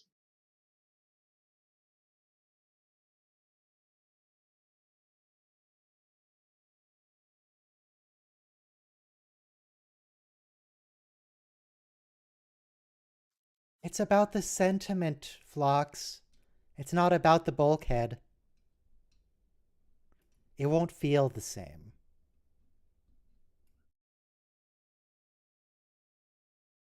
Now, why is there ribbon coming from the ceiling?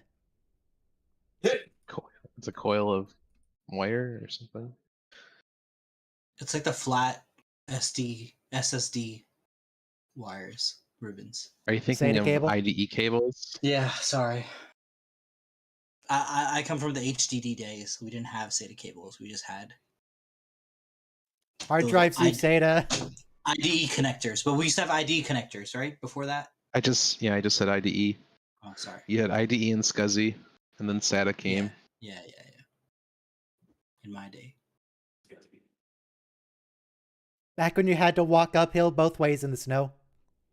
Yeah. Back when you had to set the jumpers on the IDE channel for which one's the primary and which one's the slave. Yeah. And now they can't put slave on anything. You can say primary or secondary. Yeah. Weird. It's a word, man. It is sort of a weird descriptor. Master and slave in that context. Yeah, but like for example, the word blackmail, you could just call it extortion. Like you don't have to say, or like black market, you could say illicit market. It doesn't have anything to do with the other thing that you're attaching to that verb. Why use that word? Yeah, but why is everything black negative? You know, it could just be illicit. Because darkness, right? Illicit deals would traditionally happen in darkness where people couldn't see you doing your illicit deals. That's why it's the black market. Yeah, or illicit. No. Yeah. Didn't you watch Breaking Bad? You do your illicit deals in like a Denny's or something. I'm not saying it's a good idea. I'm saying it's Los Polos Hermanos. Pollos. Los Pollos Hermanos. I should get some fried chicken. What I don't understand is after they finish their mission, why don't they go back and look for these people and give them back their parts? Because Rick Berman forgot they exist. They go back in a book. Well, I don't think Enterprise goes back. Damar probably wouldn't be too happy to see them. Someone else goes back.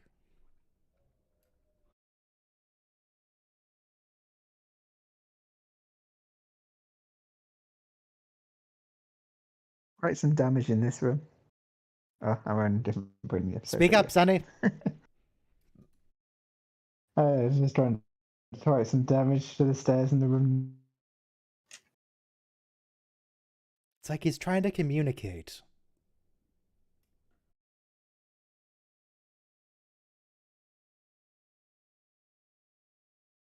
That's where to pull. Hurts herself.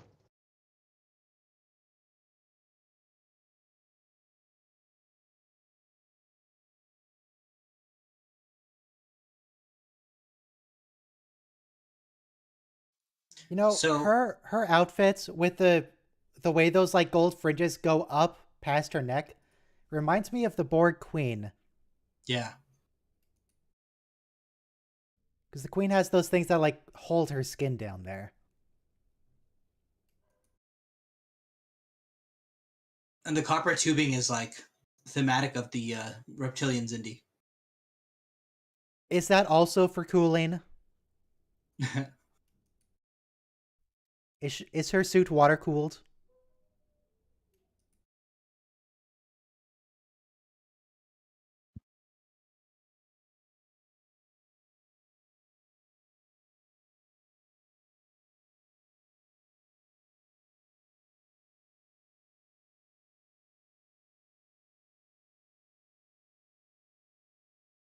You already did help fuel their internal bickering.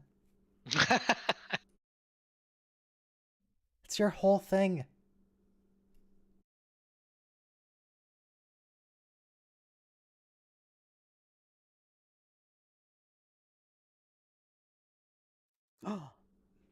Proof. Proof. That's a scientist talking.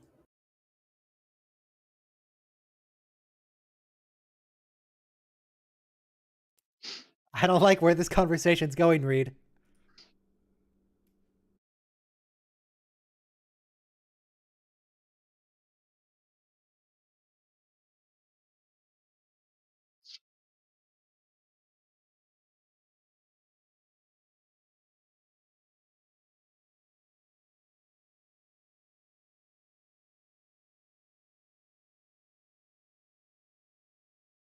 Wait, we're gonna take advantage of these people? Yes, we are, 100%. Yep. I thought we were the good guys. Nope. Well, when humans are in a tight spot, we don't sacrifice our morality, or we fail to be human. Except in the episodes where we bend our morality. Desperate times call for desperate measures. It's fine, he gives them some snack bars. They'll be okay.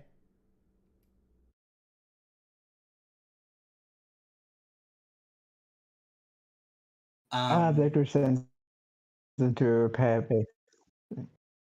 Sorry, what was that? Repair? Selma, you're impossible to understand. Your microphone is so bad right now. You're a little underwater. You're only the bass. All the trebles being cut out. Just the bass, no treble. I'm all about the bass, no treble. Larry Niven is a sci-fi writer from the 70s. He even wrote an episode of the animated series. The internet here isn't that great. And he wrote a book called Lucifer's Hammer about a comet hitting the Earth, even though all the scientists told us there was like 1 in a million chance. So it actually hits the Earth, and tsunamis and apocalypse. But people do really cruel things, including very evil deceptions to strangers that normally, if we live in a perfect little world, we're perfectly nice to strangers. But if stuff hits the fan, then we become little barbaric, duplicitous, conniving, everything we think we're not. Let me tell you something about humans, nephew. Yeah. Humans. Like the army takes over a town and takes all the groceries for themselves, and like people think, hey, you're the government, you're here to help, but nope, they're just gonna requisition the goods. Requisition, you say? Mm-hmm. Nice polite term. But yeah, we're in this thing right now where there is no morality. We just got to get this done, or you got to do what you got to do. The needs of the... Actually, how many are on Earth? I was going to say 8 billion, but there was also a big world war where most people died. What are they at? Like 4 billion? The needs of the billions outweigh the needs of the 37.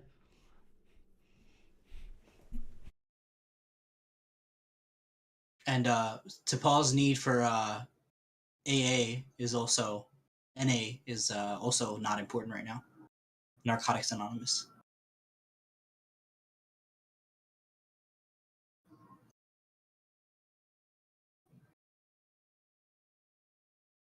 T'Pol needed a DARE program. Yeah.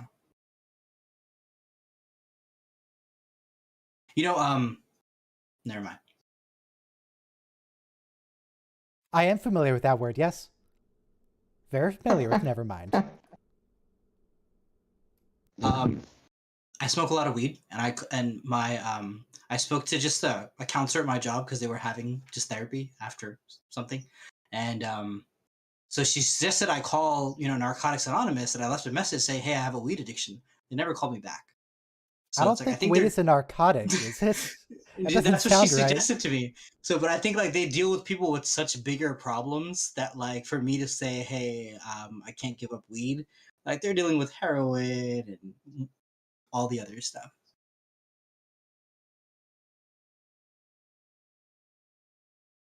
But I don't think that's right. If I wanted to quit and I needed a resource, they should have given me a resource. Sure. Pretty sure you can just quit weed cold turkey. It's easy for you to say. That's why I was crying when Archer was dying a second ago.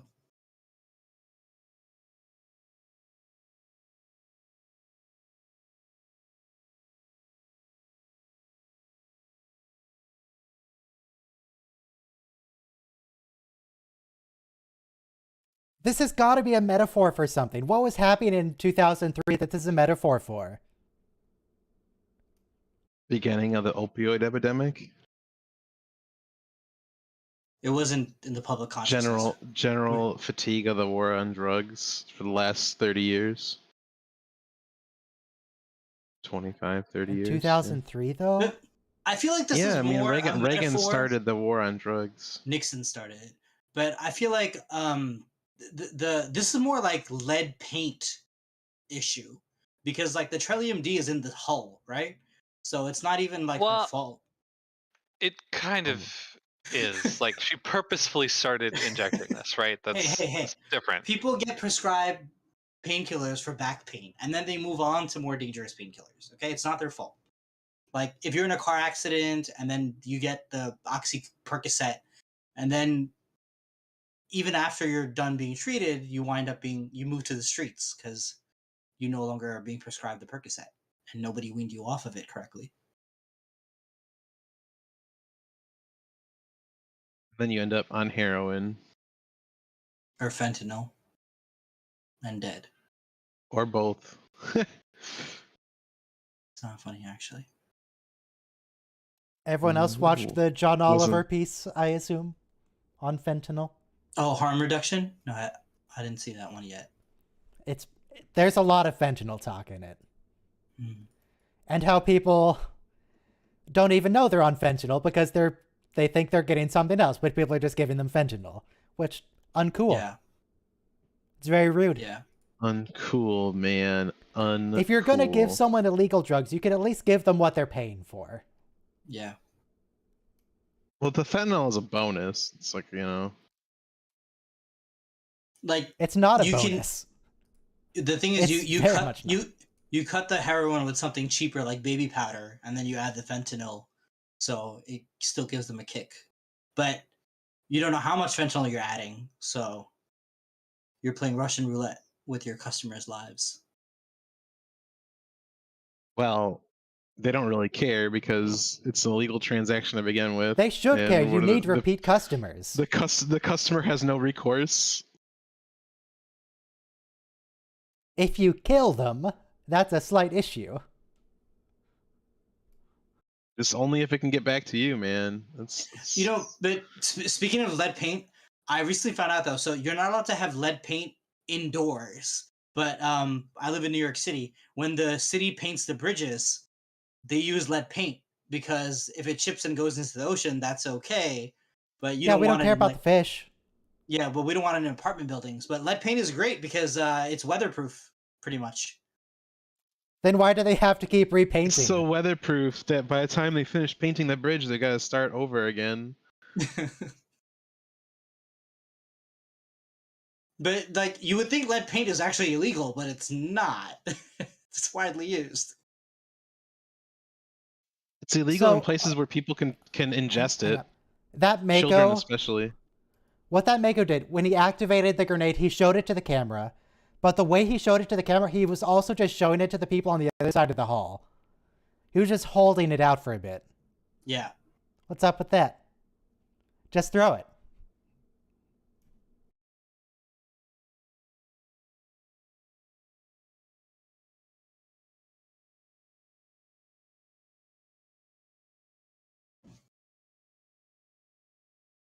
Oh, come on.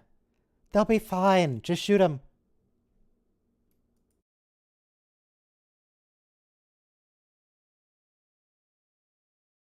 But like DS9 showed the Jem'Hadar on drugs, but we never see it on a sympathetic character. Yeah, we do. There was that Jem'Hadar who was trying to break the other Jem'Hadar from their addiction. And Bashir was going to help them. True. There was just the one, though. And then he died.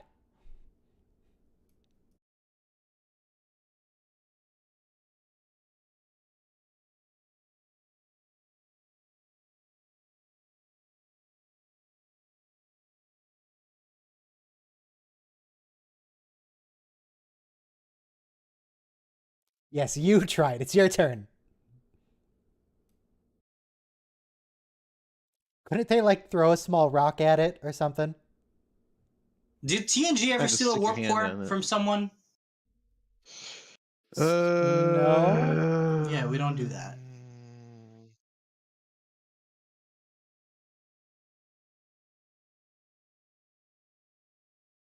Like, oh, does Parsons die? Now they're using the transporter all willy-nilly. desperate times. Desperate times call for piracy. That's how the saying goes. Oh, it's a Romulan warbird, chopped up Romulan warbird. We saw that earlier we saw that earlier in Enterprise. Was it going the other direction though? Yeah, they love chopping up the Romulan warbird for this show. They flipped it around. It's the top half with the head and the nacelles chopped off.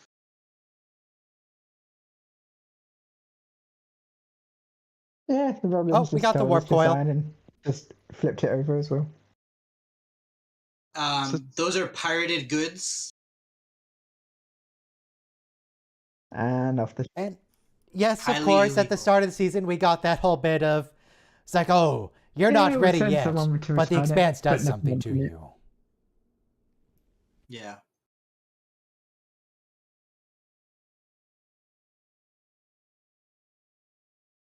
Yeah.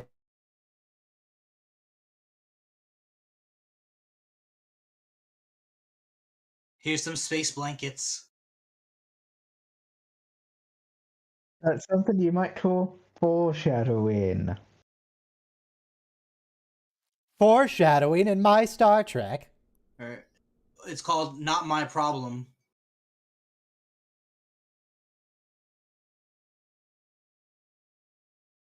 You know, they say the old golden rule was do unto others as you would have them do unto you.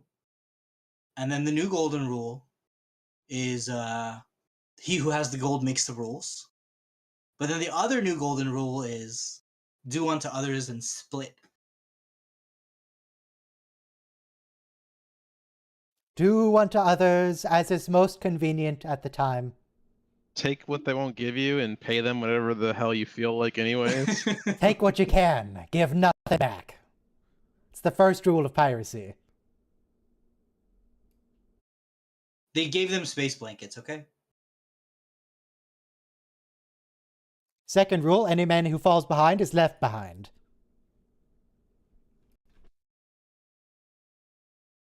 T'Pol looks emaciated. As people who have substance abuse problems do. That's just her normal look. No, she's thinner than usual here. I mean, it seems unlikely that she would starve herself for the role. For one episode, yeah. I think her cheeks look more. I think she is starving herself, Ryan, just to be an actress in Hollywood in general. But let me rephrase. I don't think she's starving herself more than usual for this one episode. Right, that's what I'm saying, exactly. No, she's going full Angelina Jolie with the thin arms. She was really thin. Angelina Jolie in Hackers was peak Angelina Jolie. Look, whatever's going on here, it's Rick Berman's fault. Yeah. We all know it to be true. Although I love Jerry Ryan's outfits in Picard season 2. They're not. You mean actual human clothing? Yes. Leather and jackets and not a biosuit to sustain her life. Not a cat suit. Look, she doesn't even look like a cat. The doctor very explicitly explained that it's required to sustain her life. The moral of today's episode is the ends justify the means. Yeah, pretty much. Yeah. Thank you, Ryan. Thank you, chat. Bye, Ryan. But yeah, maybe don't go and murder people and steal their stuff. It seems like it's generally considered rude. I'm pretty sure they didn't kill anybody. They were stunning them, you know? They were ready to do what they had to do. They were stunning them. If someone tried to stop Tucker with with force, they'd be Look, Scott splatter on the wall. Bakula, and what's his name that played Tucker? Connor. Very stunning. Connor Trinier. Very stunning. We got Scott, we got Connor, we got Jolene. We Have you seen the guy Dominic. who played? Linda. Have you seen Dominic lately? Yeah, he's got super long hair. It's weird. For those of you who don't know, Dominic and Connor have a little podcast thing called Shuttle Pod 1. Because, of course, it's hilarious. called that. They get another Enterprise guest star on everything. You know what? We know that one of the shuttle pods is in private hands, and it recently sold for like a couple $100,000. They should try and find it, and then set up their podcast inside the shuttle, and do that. It recently sold, like it was like 3 years ago or so that it sold for like, I don't know if it was like $160,000 or $200,000. So far on their show, they've had Dr. Phlox, Ambassador Saval, Admiral Forrest, Jeffrey, Silic. Jeffrey's got to be the best one. Right? That lady who impregnated Trip. And Director Amazing Livingston. With the gel beads. Yeah. Yeah. I wonder if they had like a follow-up on that. So like, have you played any gel bead games with anybody else lately? I'm gonna real quick unblur the screen so everybody can see what Dominic looks like these days. He's got his long hair. He's got his beard. Kind of a beard. Did Trip ask if she's learned about informed consent since their encounter? No, but you see, it doesn't count as assault if it's a man. If it's a man being assaulted, it doesn't count. That was the moral of that episode. Yeah, it's funny. It's comedy when it's a dude, is what it is, right? Yep. That's what it is. That's what it was. The moral of that one, yeah. Yeah. Otherwise, Shuttle Pod 1, pretty good. Even Voyager took it more seriously when Seska allegedly stole Chakotay's DNA to make a child against his will. And that's Voyager. Yeah. Oh, Rick Berman. Alright, stream's over. Go away. Bye, stream. What if I don't wanna? Are they gone now? Can we talk shit behind their backs? Now they're gone. Oh. Those stream people. I lied. They're still here. Are